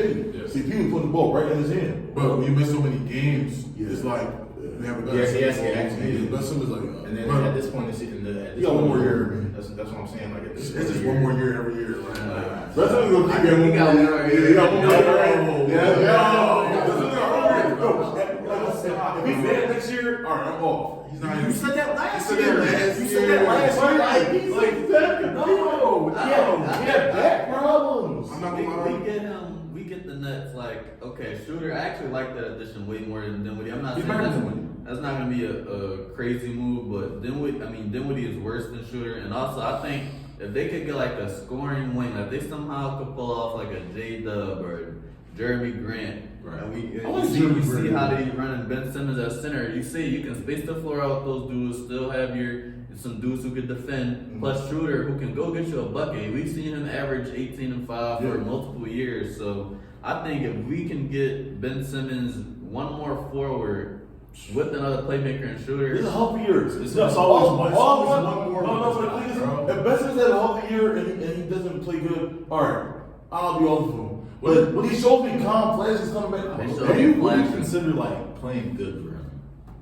about to lie. impact This in the might- game this might sound crazy, but he is not. an 8 stat line, like if he averaged 8, you might look at me like that's crazy, but the stuff that he do on the court, If he averages 8, he'll probably have As a starter? bro, he's mega some Draymond. steals. He'll probably have a 8 block. as a starter? That's mega Draymond. That's Draymond dude. Mind you, Draymond he is could, a 6'5" lot of Like, times you know with what comes with assists. Draymond though. Like after a Well, while, what comes with Ben Simmons? after a Great while, defense, great defense. no. You don't know what comes with Ben Simmons because you keep giving him chance after chance after chance. At some point, you're going to be satisfied with what he just does and just don't expect nothing from him after that. You know what I mean? Like with Draymond, after a while, we knew what he brought. We knew what he brought. Y'all still giving this man a chance? Like we don't know his I game just already, think bro. that Keep cooking. with his time with Next year, KD, after his next time year. with KD and Kyrie, he was still hesitant to shoot the ball. Yes. If he would just stop being hesitant, go back to what made him just be confident in his game, bro. A confident Ben Simmons, bro. I'm not long. He's been the same player for 7 years. I'm gonna hold on to the best Simmons hope because I got Thunder fans thinking Gordon Hayward like he was in Utah. So they can be delusional about Gordon Hayward. I can be delusional about Ben But Simmons. the thing is, the difference is, They both were hurt. They both were hurt. We have you on the record on this podcast saying that this was a big year and this He is got what we hurt. had. He got hurt. But His back. what's stopping him from getting bro? hurt? That injury's nothing to play with. That's the worst. He's one. been dealing with the same back injury that. That's not his fault. He hasn't been healthy. I'm supposed to say, oh, bro, fix your back. You know what? Like, I'm bro, gonna let you get this last year, but just know you're on the record of giving him one more year. So next year, when you give him one more year, bro, you gonna give him 1 more year too? Of course, bro. I just think that a We're the best in confident, this trade. a confident Ben Simmons can We're- average 11-80. Yes. What I will say though, 2 steals and a block. block. Consideration for first team all defense. And to lead the team to transition plays. Mind you, assists. Yeah, transition as well. Assists. It's not It's- always just about that one pass. it's a great sale. I wish a girl would believe in me like y'all believe in Ben Simmons, bro. All right. On the other side of New York, The Knicks. Knicks tape. The New York Knicks has traded for Bogdan Bogdanovic and Alec Burks from the Detroit Pistons in return for Quentin Grimes, Malachi Flynn, Evan Fournier, and 2 second-round picks. And the Knicks are the same team that are 9-1 in their last 10 games. So Now, how do we feel about them now? Before we get into it, they are dealing with some injuries though. Yeah, OG been out for 2-3 weeks. Yeah. Rain was out for another. Out for a little while, so Mitchell Robinson's injury. So now with these new pieces, and once their team gets healthy going forward in the postseason, how do we feel about the New York Knicks? Because I think they improved a lot. that's a team that I thought on the trade deadline. I'm not gonna lie. Yes, he did. They got better at a lot of things, right? And then also considering Dante DiVincenzo was playing out of his mind. Bro, he's been 30 in the He's last 4 playing out of games. his mind right now. Bro, them little boys, him, Brunson. Josh Hart had another triple double. Yeah. He been triple doubling like I'm gonna lie. Tibbs got those boys playing. Now, the only thing I would definitely say they're a top 15 league, maybe top 2. I had top them. 2. I have them over the Bucks. I had him over the Bucks too. I have them over the Bucks. That's not crazy. You know, with the Sixers with Joel Embiid out, I definitely have them over the Sixers. I'd say they're not even in the You know what I'm conversation. saying? It's really just No, next are we to something. saying- One thing I'm saying, Cleveland. Before we keep going, are we talking about to contend to win the title or who has been playing the best this year? I'm talking about coming out the East. Contend to win the title. Contend to win the title. Absolutely not number 2. They 2 or 3. Who's over? I have her 4 or 5. Okay, who's Who's over? over? Celtics. Oh, yeah, we the said Bucks. that. No. If you got Doc, bro. We got Doc Rivers as your head coach. We got Doc Rivers, you automatically- He's not going nowhere. You automatically- You automatically second round. If that's your best you're gonna get. I can't do it, bro. They got when you talk the Bucks, they have Giannis, Dame, and Middleton. Now, before you go, you add Brunson out of those. That means the Bucks have the 3 of the top 4 players in that series. Boom, they're cooked. Next second, I have the Heat. I have the Heat over them still. I don't know why You know, I know how to regular season. You know what? You know right. I can't count the Heat out. I know how to regular season. I know how to regular season I'll go with the Heat. die on that hill. But what? So you said the Bucks have 3 out of the 4 best players In that series. No. Jalen Brunson is better than Dame this season. He's absolutely. Jalen Brunson is better than Chris Middleton this season. I think Julius Randle better than Chris Middleton. I didn't even know. Yes. You're taking him over. I'm taking Julius I'll take Randle. Dante over Chris Middleton, bro. I'm taking Dante over Dame right now. Come on, bro. Come on. Right now. Right now, nasty. Bro. That's crazy. The Bucks are crazy. That's crazy. No.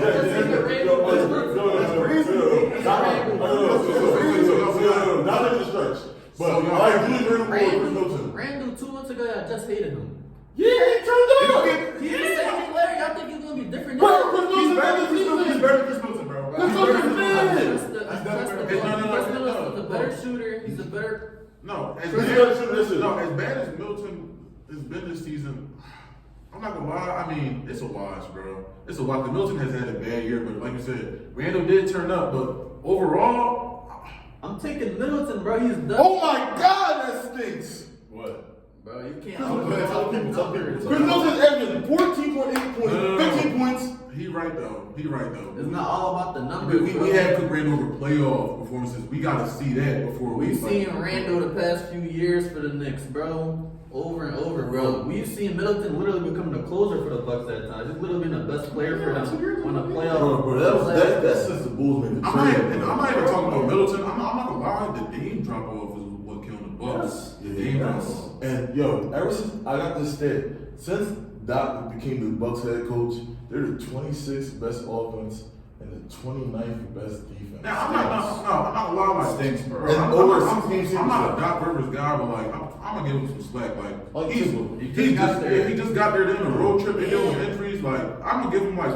You know what I mean? What's that? No excuses. If you want to say, What you mean? I never said that. if you want to say, I never said that. I never said that. I know how it is to like. Okay, we're saying Brunson having a better year than Dame, sure, but I just hate how y'all try to just carry something. Sometimes I use that, sometimes I don't. Like he's still averaging 25 and 7 assists. Like Okay, and then what's Brunson giving you? no, I'm not saying Brunson's having a better year. I agree, but Yes. but they still have 3 of the top 4 players in that. In my opinion, I don't think Randall is that good. I feel like he's a third option. Like he's like a Mikal Bridges to me. Like Julius Randle is the second best player on the team. Is not a great team. Okay, Giannis, Brunson, Randall, No. Dame. No, Brunson, Dame, Randall, Middleton. And then you also got a piece like whose team is run better. I feel like the Knicks is definitely run better than the Bucks right now. We're not even talking about OG and Nobody's healthy. Exactly.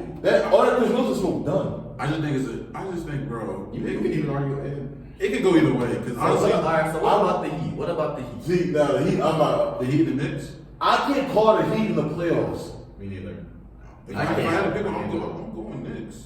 I'm going Heat. Over Sorry, the I'm Heat. going Knicks. We got Terry Rozier, Anton Hero. They're gonna have to keep showing me year by year. Yeah, bro. All right, you know what? That's fair. I'm not saying being the AC, bro. That Okay. being the AC and making it all the way to the final, like that's cool, Okay. but like that's not gonna last longer than what How it about used to be. Cleveland? We're not sleeping on Cleveland. That's a good team. Cleveland are 14. They're 14 and 1 in the last 15 games. That's a good team. That's like the That's team. where I see the Knicks at. I'm gonna throw y'all off. Right there. I'm gonna throw y'all off. Wow. I think peak.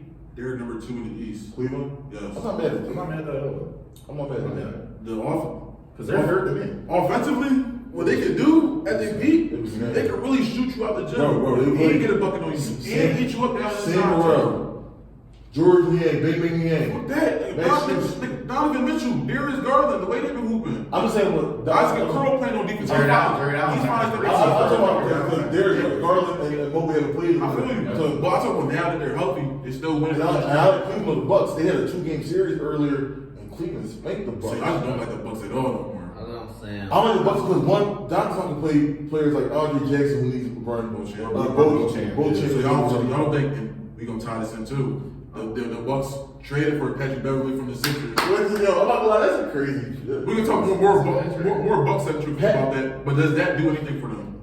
Yeah, of course. That helps the perimeter defense, you know what I mean? People were picking on Dame, you know. They're picking on Dame. Because now they don't got a guard busting no more. Yeah, you don't have have to- Beverly in their starting lineup now. I'm not saying Pat Bev was the same defensive guard he's been in past. Yeah, but that definitely helps. And Pat Bev plays best basketball under Doc, so that helps. Like, I just like when it comes to playoff times, is Doc will be able to adjust and put the right players to play. I feel like the reason I don't got the Bucks, bro, if Chris Middleton having a bad game, and let's say like Marion Beauchamp having a good game, Marion Beauchamp not seen the second half, and Chris Middleton will because of Doc. I'm just gonna call somebody face. Jay Crowder is gonna play more minutes than a lot of these young players that deserve minutes. But I think Jay Crowder in playoffs are a key piece. He's a good piece. He's not better than Andrew Jackson. He's not a name that's known right now. But I think no, I agree. But Jay Crowder is also good. They have multiple wings that can do the same thing. Like I agree, if it should go hot hand, but bro, I still see Dame, Prime Giannis, and Middleton. In my opinion, I'm seeing a good big three. I can't wait till the playoffs and we watch the Bucks collapse. I can't wait to come back to the episode. But speaking about another guard trade, nothing too crazy, but the Minnesota Timberwolves, they made a move for a backup point guard. Yep. Traded Sixers former fan favorite Shake Milton and Troy Brown Jr. for Monte Morris. Yep. What does this do? Because now the Timberwolves, they're the number one seed in the West. I know you was talking about they bench depth and them not having a backup point guard. Now they got somebody that can dribble the ball and like just I do a little love this too. move for them. I love this move, especially because Mike Conley getting up at her age. He's been missing a lot of games, so they haven't had that point guard. But Monte Morris, perfect bench point guard to set up, and he can set up the offense. And Mike Conley, like you don't have to overload a 35-year-old Mike Conley. Right. I feel like this is the type of trade where when you look at it, everybody like no one cares, but in the playoffs, Monte Morris gave you 9 and 9. He gave you those 3 good threes, and he set the offense, and he's setting up. I feel like Hit Tommy shots. hit Tommy shots like Set the tone for the bench. they got Monte Morris, Kyle Anderson, Nas Reed. All right, That's good a players. solid. They have a solid bench. They got to kill that Alexander Walker. That's 9-man rotation right there. That's solid. I like Minnesota. I'm saying let's spin back to the Sixers. I could Obviously, you could tag me in right. yeah, I just want to mention how Embiid's probably gonna be done with the MCL injury. Which brings up to Joel Embiid. Raise up to Joel Embiid. Yeah. Some of the best basketball. He was playing his best basketball. Not arguably his best season of his career. Unfortunately, it was shut down with injuries, and me personally, I don't think he's going to be back this season. I think it's best for him to prioritize long-term health and do what you got to do for the rest of your prime, bro. Especially at the trade deadline. Especially at this trade, I'm saying. We don't get into this, so all right. So Go cook, bro. the Sixers traded Patrick Beverly to the Milwaukee Bucks for a campaign and a 2027 Milwaukee Bucks second-round pick. Troy, why you I laughing? don't know why he laughing, bro. Why you laughing? You know how Troy did. Bro, just like I'm gonna start it off like honestly, in the vacuum, it's not that bad of a trade. Like obviously, 2024, like we think of Patrick Beverly as this guard that can strap up any guard that you see, all this that. It's not that, but it's about the locker room presence and the veteran leadership that he brought to the team, especially fighting through these injuries that we've been fighting through this whole season. Leading the group of young guys, obviously, it hasn't been resulting into winning, but you don't trade pieces like that. He was made for Philly. You see all the stuff he was doing with his podcast, Gillian Waddle, shout out $1 million worth of game, doing all those things with Barstool and all that. You don't go ahead and just trade him outdoors, especially after going to the GM and telling him, yo, am I going to get traded? Am I in Yeah, he said. Daryl Morey is a liar. But honestly, I wasn't really like it was a bad joke, but I wasn't really tripping on that. Right. What really cooked me was Mitch. Whoa, before you do that, I got Buddy Hill. Let's do something positive. Let's talk about the good news. I got Buddy Hill. Marcus Morris, Furkan Korkmaz, He just 3 got the second key round to the pick. city too. Marcus Morris, North Philly but legend. what cooked you the most? North Philly, like the key to this. I can't talk about no positives about the negatives, bro. Because right before the 3 p.m. deadline, 2:55, I'm chilling. I get a notification. They said Sixers traded Jada Springer, the Boston Celtics, for a 2024 second round pick. Right. And honestly, if it would have happened any time during the season, I probably would have been like, you know what, yo, Springer hasn't really got many minutes, you feel me, with the Sixers and everything. So, all right, cool. Send him to another team where he could maybe log some minutes, a rebuilding situation, the whole 9. You don't send arguably one of your best perimeter defenders to an Eastern Conference rival, the same Eastern Conference rival that you could have used that defense against last season. Especially for a second round pick that I saw the standings, it's gonna be the 41st pick of the season ended today. Which he probably the same age as Jaden Springer. James Springer is literally 21 right now. He's our age. Well, He's younger than me. Older than. I'm about to say he's younger than yo. And my whole thing was like, yo, now we have 3 open roster spots. We know one is most likely going to Kyle Lowry. But where does the other spots go to?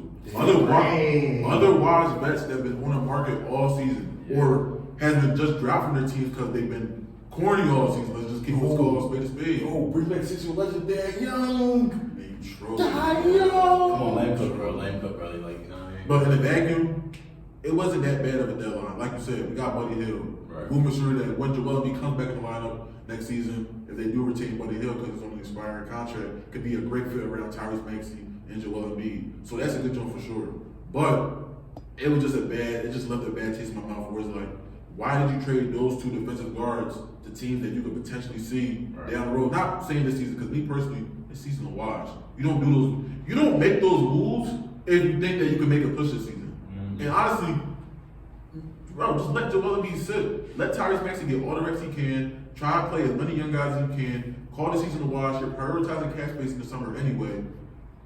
I'm not saying go miss the playoffs because they're 3.5 games out of the 7th seed. You can go in the first round, go make a little push just for the fans to stay engaged, everything. But when we talk about real championship pushes, you gotta hold your cards till next year. That's what they've been doing. And honestly, I was gonna go on a rant for Darriel Morey, but honestly, I think he's one of the most overrated executives in the league. I don't think he's really that good. I don't think he's creative at all. I think he really lacks creation. I think he's got lucky in a lot of his moves in his career. Traded for James Harden just for him to come up to one of the best offensive players. I know he had no clue that James Harden was going to be as good as he was. Traded for James Harden again in Philly. That was an utter disaster. For what we thought it was, flipping Ben Simmons was a good thing in itself. But what James Harden became into just wasn't good at all, if we're going to be honest. Then he traded him to the Clippers, wipes his hand clean, get a couple picks, get a couple players, Nicholas Batum, Marcus Morris, players that can at least shoot the rock around Joel Embiid. But now we've seen that those players are older. Those players deteriorated over the course of the season. Now, at this point, after the deadline, we're just left with 4 draft picks, with the Clippers arguably the first seed in the West. So the thing with that James Harden trade was it was always going to be to be determined. We always going to say, yo, what are you going to flip these draft picks into? He always said, yo, don't look at the roster until after the trade deadline. Well, shit, it's after the trade deadline. The roster looks really ass right now. And I'm not going to lie, going into the summer, you could say, oh, we can get a 3rd star. We got $60 million in cap space. First of all, Joel Embiid is the only player on the books next season. Now, it might sound like a good joke, like, yo, y'all got all the money in the world. This is not 2K. Tyrese Maxey is going to be up for a huge contract next season. Mm-hmm. Tobias Harris, Lord knows that Darriel Morey is going to bring him back. And it's like, you leak out that you're in pursuit of Paul George in the summer. The same Paul George that is playing with James Harden, the same player that you lied to. You lied to that you were going to give that money to James Harden. You're going to get that same money to Paul George. You know, James Harden just came from Philly. Why would he? Oh, you can go to Philly. That's a good job. Go over there. And then you're going to give that same money that you're going to give to James Harden to a player that's the same age, just playing a different position. And I know Paul George is a guy. I'm not going to cook him, but I think he's James Harden in the wing position. When it comes to performance variance and everything, he's 34 years old. Right. He's not going to be the needle mover to a team that has Tyrese Maxey and Joel Embiid in the Eastern Conference. That's just my opinion. He's literally from California. Right. Like, Darriel Morey is such an overrated GM. Like, now it's really getting me worse than down. It's like, bro, keep cooking, you made a panic move for Russell Westbrook from CP when he got hurt. That just went up to shit. I'm just gonna call it straightforward. That just went up to shit. And then you saw the Rockets. You saw James Harden was gearing up to make a trade request. You then go leave 4 months later for a family issue just to go to Philly. You basically ran from the grind. You ran from cleaning up your own mess. And this year, you got an extension for cleaning up your own mess. So all in all, I'm just gonna say, bro, Darriel Morey, if you're watching this, you're an overrated executive. I'm not gonna lie. And I hope you don't waste the rest of Joel Embiid's prime because you're really robbing him out some great years, some great championship runs, and you gotta do better, bro. And I know this is all over the place, but I just had to get my shit off because I'm not gonna lie, I'm pissed. Because I was a really big fan of Jaden Springer. He literally locked Stephen Curry up the other night, and he locked Luka Doncic up. Stephen Curry literally had his first scoreless first half in like so long. Jaden Springer he started next to Tyrese Maxey, who was a great fit defensively. And then now a lot of people say the offensive the offensive game isn't there yet. He's literally 21 years old. We have 2 open roster spots. Who are you getting with those roster spots right now that is a better player than Jaden Springer in the back end? Aiden Green, I can run fast enough in the track. He can shoot, but what is that really doing when Joel Embiid's not in the lineup? It's not a needle mover if you're not going to make a championship run. Players like Danny Green and Kyle Lowry, those are good players that have in their rotation where you're trying to go all. Players that have been battle tested, not when you're fighting for the 6th seed in the Eastern Conference. If anything, I would have rather go to the G League, feel me, look at a couple young players, let's see, like, yo, let's see if we can find a diamond in the rough, like what Boston is doing. Boston is out going, looking at young players like, yo, do you not liking them like that? Let's go bring them in so we can have them for cheap. So when we have to trade a Jaylen Brown or Jason Tatum, when the money gets too tight, now we got young players that can fit in defensively, young players that can play under Drew Holiday, Derek White, Jaylen Brown, learning from arguably one of the best defensive guard rotations in the league. So it's like, all right, cool. If he doesn't develop in Boston, cool, that's a wash. But why would you trade him to a rival? You never trade your pieces to a rival, and you never trade for pieces from your rival. They should have learned that when they signed Al Horford. They should have learned that when they traded the pick to Boston for them to get Jason Tatum. We literally gave them Jason Tatum. Yeah. And like, I'm not trying to talk your head off, but it's like, Oh, cool, bro. like usually for these episodes, I just lightly talk about the Sixers, like, you know what I mean, we go by, but like, I don't give them the deserved criticism that they deserve. I'm just gonna call it like that. But it was a far from desirable deadline. I feel like they had I'm not gonna lie, I feel like they had a shitty deadline. They were both buyers, they were both sellers, they don't have a direction. I'ma just call it like that, bro. I'm not gonna call it like that. We cooked a great meal, bro. 5-star. To add what you said though, I do feel like it's gonna be poetic justice in 2 years or next year if y'all ever play Boston and Springer's the one guarding Maxey and he ended up locking them up. And that's the Sixers thing that happens. And then the problem with that, Y'all gonna be the next Marcus Smart. the problem with Jaden Springer on the Celtics, look who his mentors are now. He got Drew mentored by- Holiday and Derek White. First I mentioned about Pat Bev. Pat Bev. Now it's Drew Drew Holiday Holiday and Derek White. Come on, bro. Like They about to make him a monster. bro. Yeah. I'm sorry. I'm sorry. Let's stay in the Eastern Conference, The man. Celtics did make another trade. They traded for Xavier Tillman. 2 second round picks For for 2 second round Xavier pick. I thought that was solid. That was considered that Solid. I feel like because Al Horford's getting older up in the age, Xavier Tillman, a young big man, 6'8", switchable, can shoot the ball, can rebound the ball well. Underrated move for them. And on the flip side, the Grizzlies pretty much called it quits on their season too. Like they whole team out. basically. So, They traded David Riley, they traded Xavier Tillman, they let go some pieces. Steven Adams. Y'all could have gave Tony Snell a contract. Just letting y'all know. I mean, He could've. You know what I mean? No, I mean, So y'all can now. like, you know, he's so slick. no, I feel you, bro. I feel you. Sixers up, they ain't playing. They ain't crushing me, man. I'm still doing my thing. I'm still living, doing good. But Right. I just wish to see my team make a good run for once, bro. Right. But I feel like now, at least I know that we're not close to a championship. So I don't have to get my expectations. Yeah. My expectations now, it's only up from here as far as like what I can get from my team. Now, what you doing with Embiid requested trade this whole season? To them. I'm like, yo, bro, where we going? Where are we going? So you gonna be like Russell Wilson? I haven't made my decision yet because I still like Tyrese Maxey a lot. Right. I'm a big fan of Tyrese Maxey over the past couple of years, but it's up in the air. Just ask me, how much y'all think you gonna get? Desmond Bain got He's got 5 years, 216 plus. He got to. He's gonna get 200. Desmond Bain got that. Yes. James got 587. That's my biggest critique about the overrated cap space plan, opening up money, because it's like, bro, most of that has to go to Tyrese Maxey anyway.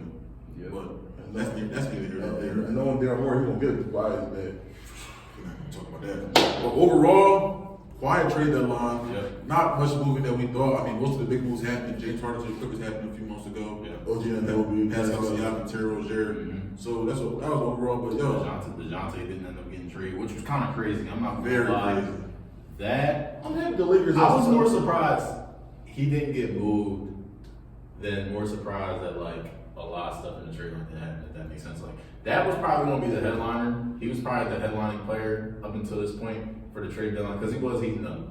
Now you gotta wonder like was he only heating up just so like he could get traded or like was he heating up just because he's turned into a player that we all expect that we kind of all expected him to be while he was in Atlanta. But you know, shout out to the Lakers. I mean, y'all went from potentially getting Kyrie to potentially getting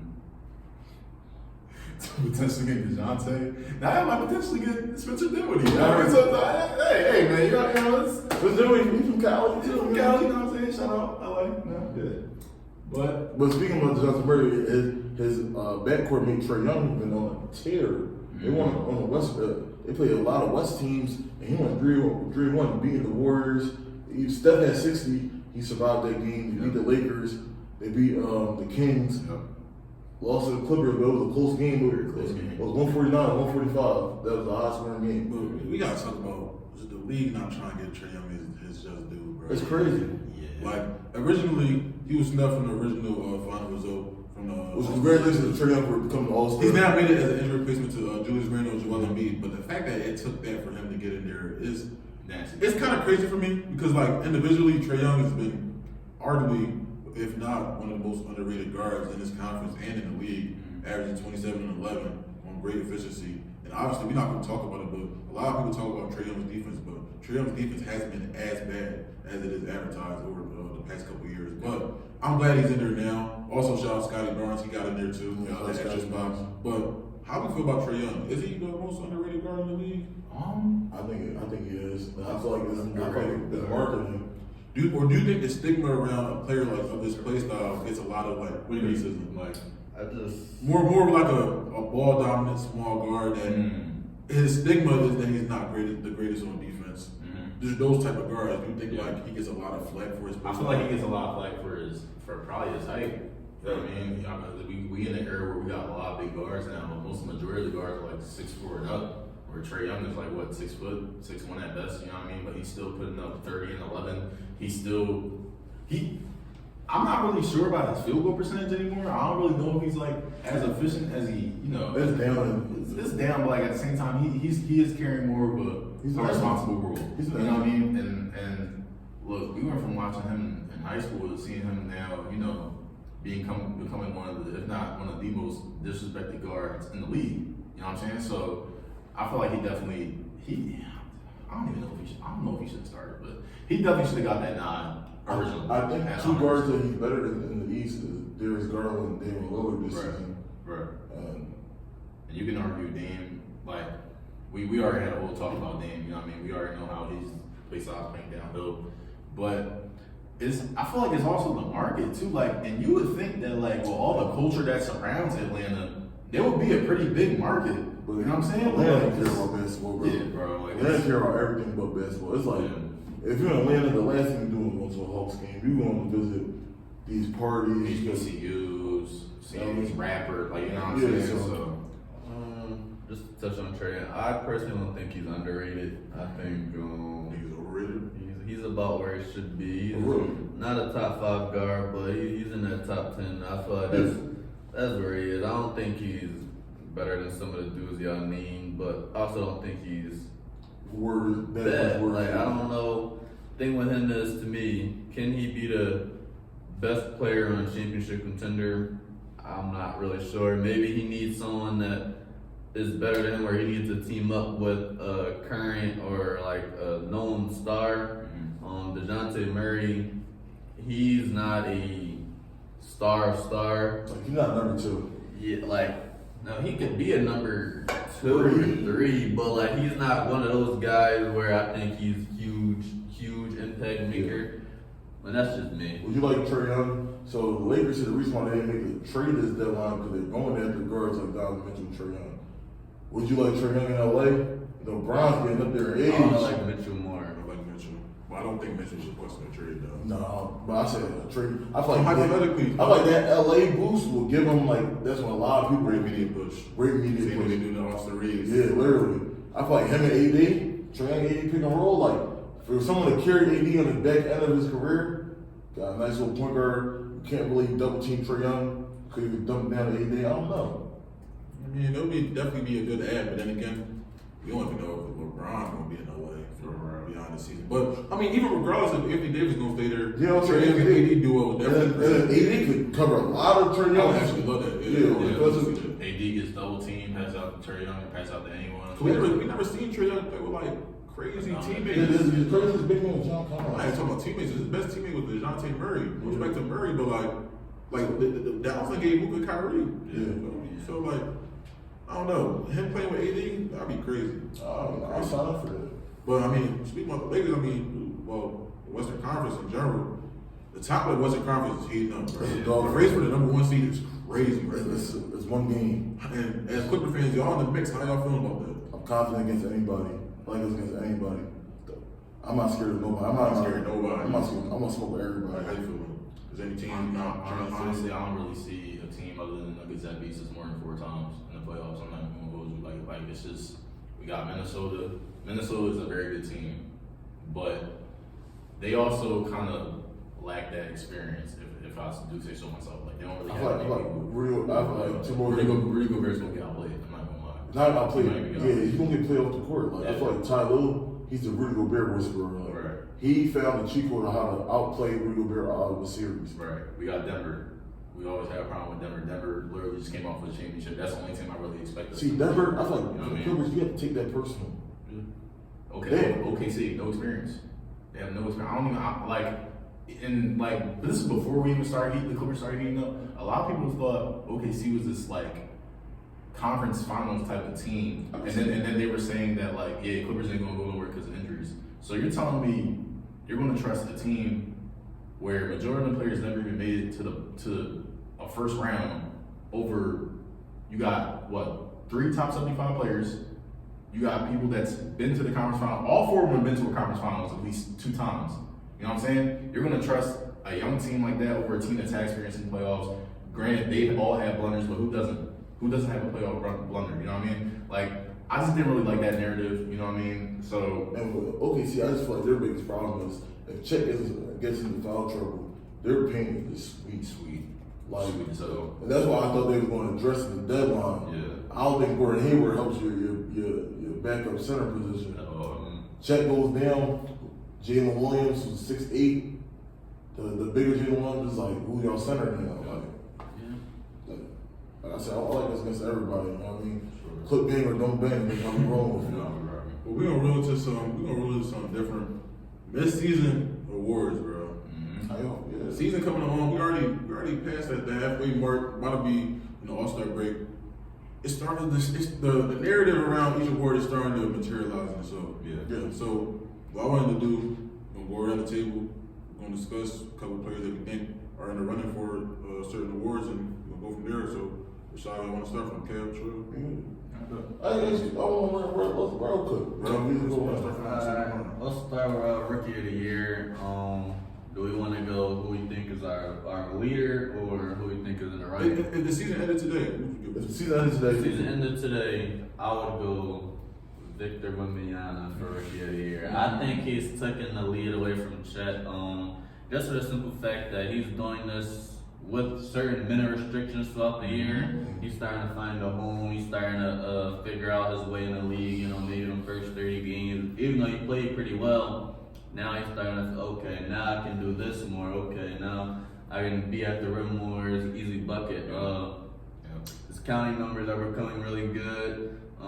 If you would have, did this, if the season was maybe a little month after, you could have made an argument. He could have been an all-star, in my opinion.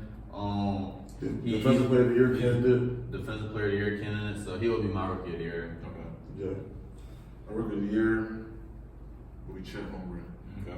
Oklahoma City Thunder. I'm not mad at it. Him being that addition to OKC this season has been a big addition, a big reason why they went from a playing team to, like you said, top of the West. What he's doing on both ends of the floor. People don't talk about his defense enough. The length that he provides for that OKC team. And the bucket again that he's providing for them too at the big man spot is crazy. I'm not gonna lie.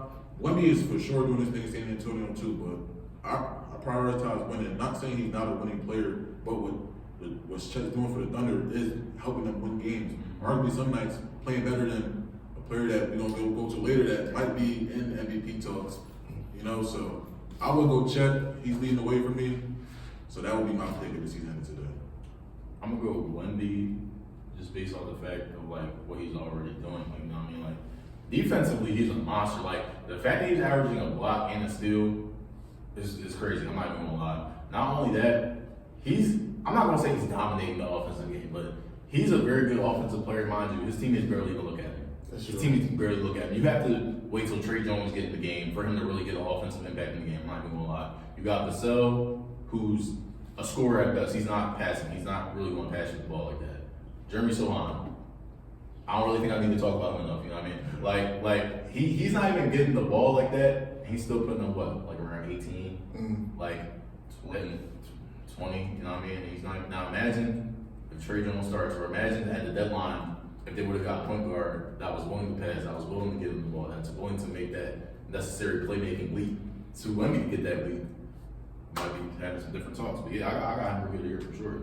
And I'm gonna go off Justin. I got Chet only because the only difference between this OKC team last year and this year is Chet playing. And they were the 11th seed. I know they were the 10th seed, and now they're fighting for one.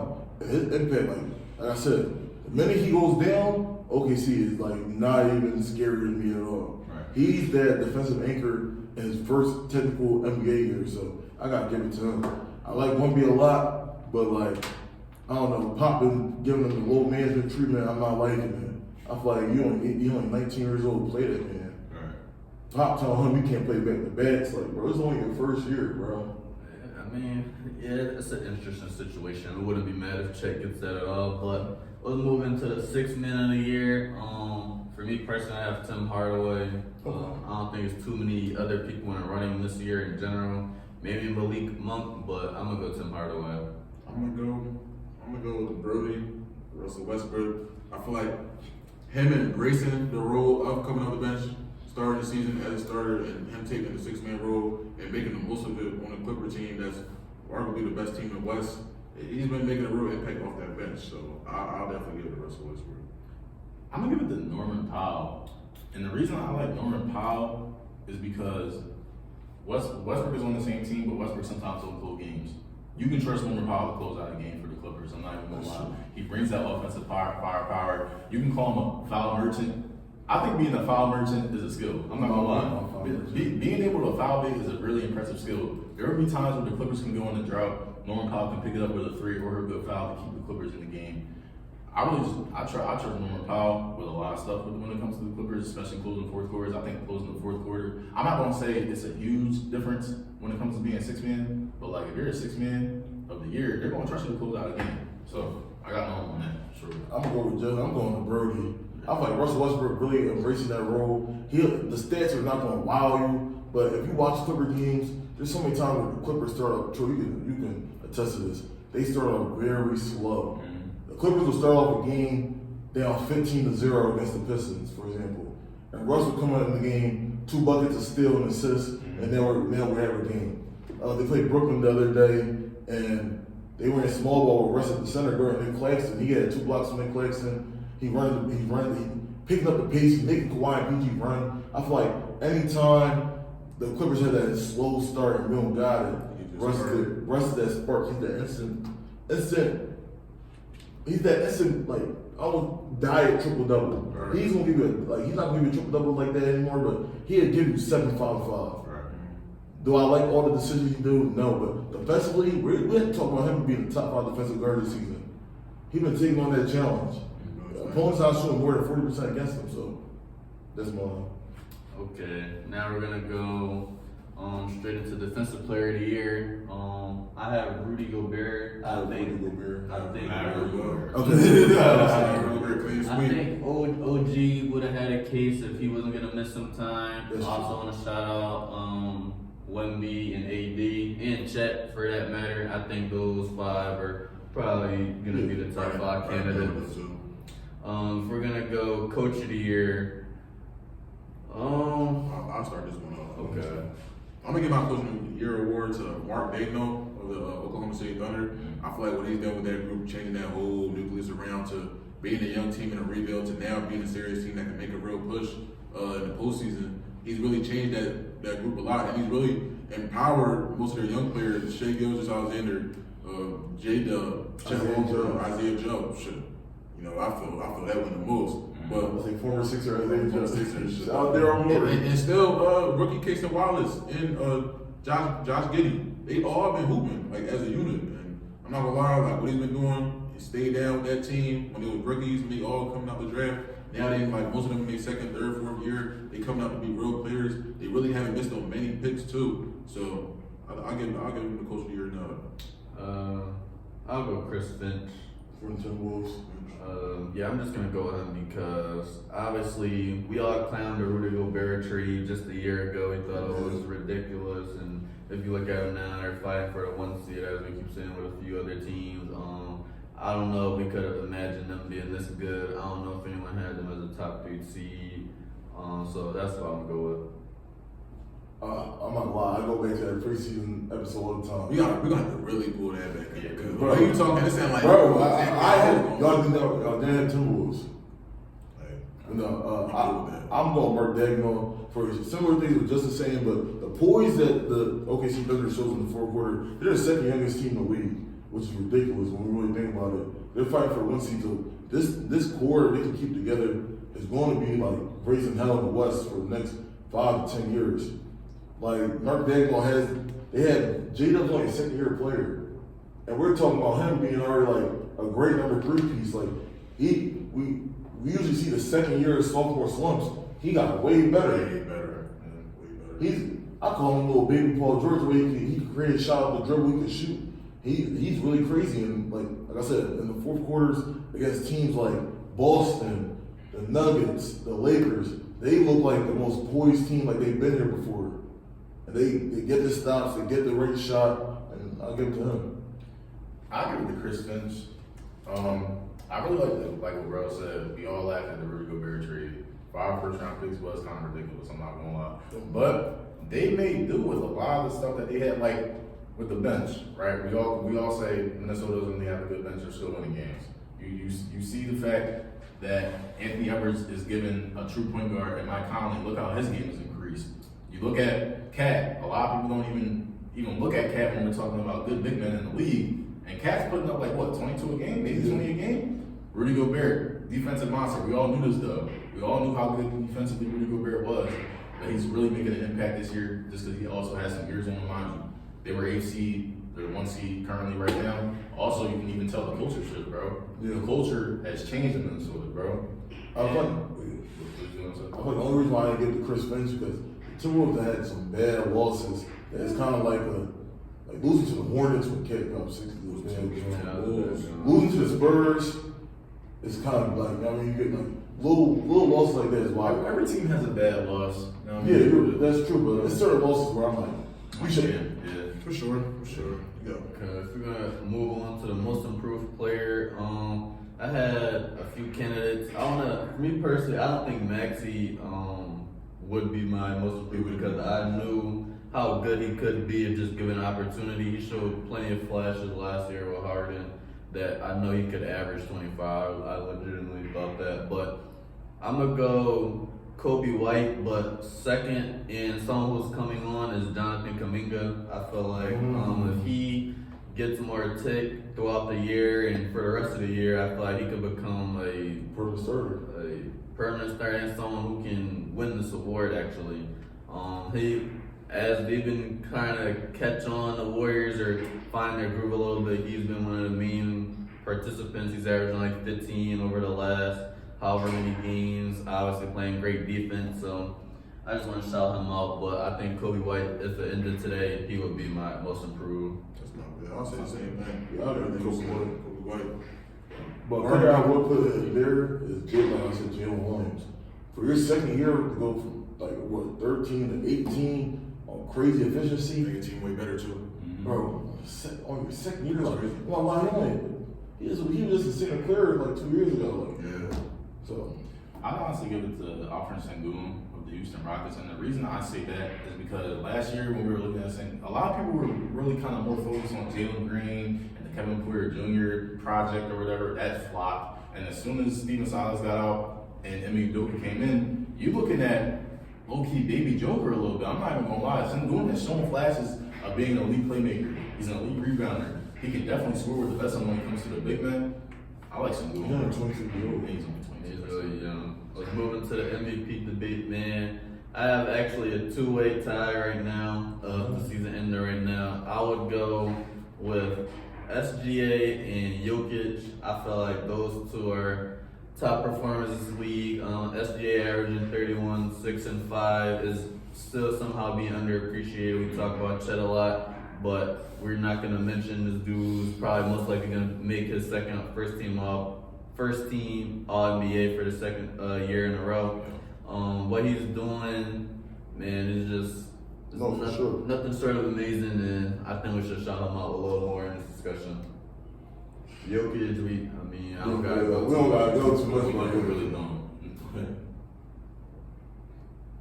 I'm gonna go Kawhi Leonard. Yo, I'm not gonna lie. I'm about to say that Let too. me tell you why. I'm not gonna lie. I think Oh, wow. a lot of people can talk about All right, that's not Kawhi easy. in terms of the players that he's playing with. But one thing I peeped about the Clippers is as good as we talk about them, as highly we talk about them, with Kawhi not in the lineup, they're not that good. I'm just gonna be completely honest. They take a real drop in production. And obviously a player like his caliber not being in the lineup, it's always gonna come, but I'm just gonna call it what it is. We talked about Russell Westbrook coming off the bench, Paul George was saying James Harden playmaker. They be looking clueless without Kawhi sometimes. I'm not even gonna lie. When Kawhi's in that lineup, the efficiency, the clip that he's shooting at, and the deep, he's still playing defense. It's not being talked about as much, but he's still guarding the best player when it matters. I know Terrence Mann gets that assignment most of the time, but when it matters in the fourth quarter, Kawhi Leonard's gonna guard the other team's best player. He's gonna hit the time. Talk about timely shots, bucket getter, even moving the ball, leading the team. Like I'm not gonna lie, like I give Tyronn Lue a lot of credit. He was definitely like in my finalists when it comes to coach of the year. But Kawhi Leonard stepping up as a player and like calling it how it is. Even like when they win big games, he in the press conference talking about, yo, we ain't do good enough. I'm not gonna lie, like we blew a team out. Yo, we ain't do good enough. We won all talent. Kawhi Leonard's having a sneaky good year. And honestly, I would have gave it to SGA. He's leading a good OKC Thunder team. And Jokic is Jokic. I feel like what Jokic is doing is so regular to me that now you got to do more for you to be above and beyond other players to win a reward. Kawhi Leonard, well, a lot of people have been shitting on Kawhi the past couple years because he hasn't been playing, hasn't been in the lineup, hasn't really been making much of a needle moving impact for the Clippers. But now you see this year, he's been playing so many games. He's been staying in the lineup. He gonna be over 65 when the season ends. So that's my pick. I feel like we got to start being a little bit more creative when it comes to our picks because I feel like, not saying that y'all picks wasn't creative, but I just feel like Jokic is like year after year, once you hit a certain point, you're going to start getting the LeBron effect for me where it's like, that's what you do. That's what I'm expecting. Which is no problem. It's not a problem. I'm just not wild anymore because I know how great of a player you are. And he showed that last year's playoffs. So before anyone go again, I just want to mention that I still do believe the MVP award is still just a little bit overrated as an award in itself.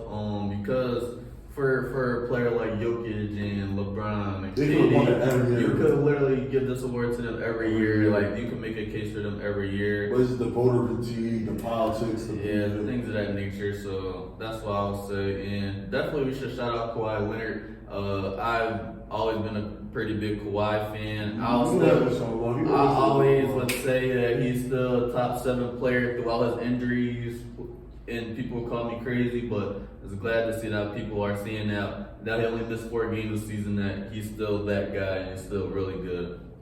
So, honestly, Jay moved me. I ain't gonna lie. My MVP was Jokic. But saying all that, I'm gonna have to go Kawhi, bro. Everyone's biggest thing with Kawhi is health, right? Mm-hmm. Healthy this, healthy that. Kawhi gotta get healthy for the Clippers to do anything. Kawhi has to be able to do certain things for the Clippers, but he can't because he's not healthy. Kawhi's only missed 4 games, ladies and gentlemen. He hasn't showed anything different. You know what I mean? Beginning of the season, I said if the average was over him. At the time, he was. I ain't gonna lie. But as of right now, Kawhi Leonard is an absolute monster. I remember a friend telling me back in the day, Kawhi doesn't dominate the game. I'm like, how can you say that when a literal offense gets lost? You have an offense of James Harden, Paul George, Russell Westbrook getting lost when Kawhi Leonard's out on the floor. That's crazy to me. I'm not gonna lie. He's a 2-way superstar. You know, been healthy, been there for a long time. A long time. You would think a player who started out great on defense, you know, his offense kind of came later on. His great offense kind of came later on in his career. You would think for a player like that, his defense would slow down or slide down a little bit because it's so good on offense. No, Kawhi has been the same great defensive player with his offensive resurgence that we all come to know. So yeah, I'm gonna get that MVP to Kawhi, bro. Yeah, y'all know I'm a Kawhi fan. You know he's my favorite player. So I'm going Kawhi, but I'm gonna go a little more statistical. When Kawhi plays, the Clippers are plus 10, which is the third best plus minus in the league. Jokic and Shea and it's Kawhi. When he doesn't play, the Clippers are minus 15, which is damn near one of the worst teams in the league. His stats are not gonna wow you. Everyone's gonna look at Kawhi's stats and say, Kawhi only averaged 25 points. Kawhi only takes 16 to 17 shots. Right. A player like Shea, Jokic, They and get even Embiid, they shoot over 20 times. Especially at the line too. At the line, Kawhi only shoots 3 free throws a game. He makes the most accounts. If he averaged 10 free throws a game, we'll be talking about him being a 30 point per game scorer. He's averaging 50, 50, 90 in the last like 20 games. Not 50, 40, 90. 50, 50, 90, like, bro, I feel like the three-point shooter is not getting talked about enough. He's one of the best three-point shooters in the league, one of the best defenders. He's having a steal and a half and a block a game. Right. So still giving the all defensive type of defense. He's having a turnover a game. So like, when we talk about like, yeah, he's not scoring the most. He's not giving 35 a game. Right. He's giving you an efficient 25, great defense, great rebounding. Like he's the ultimate. Like he's an efficient player. Wherever you want to go, you want the spot up, you want to hit the mid range, you want to shoot these threes, you want to play defense, you want to rebound. They gotta play small ball 4, small ball 5, and this shit in offense. Like you said, James Harden, Paul George, when they don't have it, Kawhi gonna do a step back 3, and everyone's like, yo, what the hell is that? Obviously, he's not gonna win the award because that's not how you win the award. When you got all stars on your team. Hall of Famers on your team, a great coach, not going to win an award, but I just said that because he's my favorite player. The fact y'all agree, I respect it. But if I go for my money in the award, probably should. Yeah, man. Definitely shout out Kawhi Leonard. Just flip the topics a little bit. Let's talk about boxing last night. Sure. One of the biggest events of the year so far. Teofimo Lopez fought Jermaine Ortiz. If y'all not familiar, he took Vasily Lomachenko to another 12-round decision as well. This is going to be a very controversial one. I personally thought Teofimo Lopez won the fight, but I could see why people thought Jermaine Ortiz won. Teofimo problem is he doesn't know how to cut off the ring, so he did a lot of chasing last night. Ortiz was the bull, Teo trying to go get him. You know what I'm saying? So I think that even though if Jermaine would have put out more output, more offensively, then he could have won this fight. So you don't think he made the most out of his punches? Because I'm not gonna lie, at one point he was getting to him. Yeah, for a defensive mind, it kind of seemed like a defensive type of like play style for him, but Ortiz, he was off, but like I'm saying defense offense like his bad, but like he definitely played a defensive type of boxing approach, yes, for sure. Because that's kind of what you kind of beat Teo. Like when Teo won another controversial fight last year, it was kind of the same game plan. Make Teo move because Teo's a fighter. He wants to really be more of a counter puncher. Yeah, I want to counter. And I want to engage. Jermaine knows Teo. He still doesn't know how to cut off the ring, which is pretty bad. That's why I can't consider him a pound for pound fighter right now. They said the Bulls was 117 to 111. That close. No, see, I don't agree with that score. 117, 111, that judge, that means he thought it was a 9-3 fight. I don't agree with that. I think it was more 8-4, 7-5 Teo, but I can see a lot of more. It was a whole bunch of rounds that could have went either way, depending on how you've seen it. Like I said, I don't think Teo moved me too much. He still the lineal and lightweight champion, but I don't know. I see some dudes who I think could beat him. Speaking of that, Keyshawn Davis, who performed on his undercard, he said he want that smoke. He fought really well against Sergio Petraza, and I think he might be more skilled than Teofimo. So you got Keyshawn. If they was a lock up, you got Keyshawn. I think I would. Man, he's why, still the champion, but I think Keyshawn Davis, he's just a more profound boxer. Like I said, being able to cut off the ring, that's something you gotta know especially as a world title holder. You're a 2-time world title holder and you still don't know how to cut off the ring. All you're doing is moving to Teo's right and he's just getting out every time. That's why Teo can never corner him. He was doing the same thing over and over again the whole fight, which was great for Ortiz stamina. He actually fought a really good fight. That's the only way he could have won. If he would have engaged with Teo, I think he would have lost that. So he was just trying to go to his strengths and not weaknesses. He was playing how the book you're supposed to beat Teo with. Okay. And I think he did pretty well. Like I said, I wouldn't be surprised. I'm not mad if they would have gave it to Ortiz, honestly, because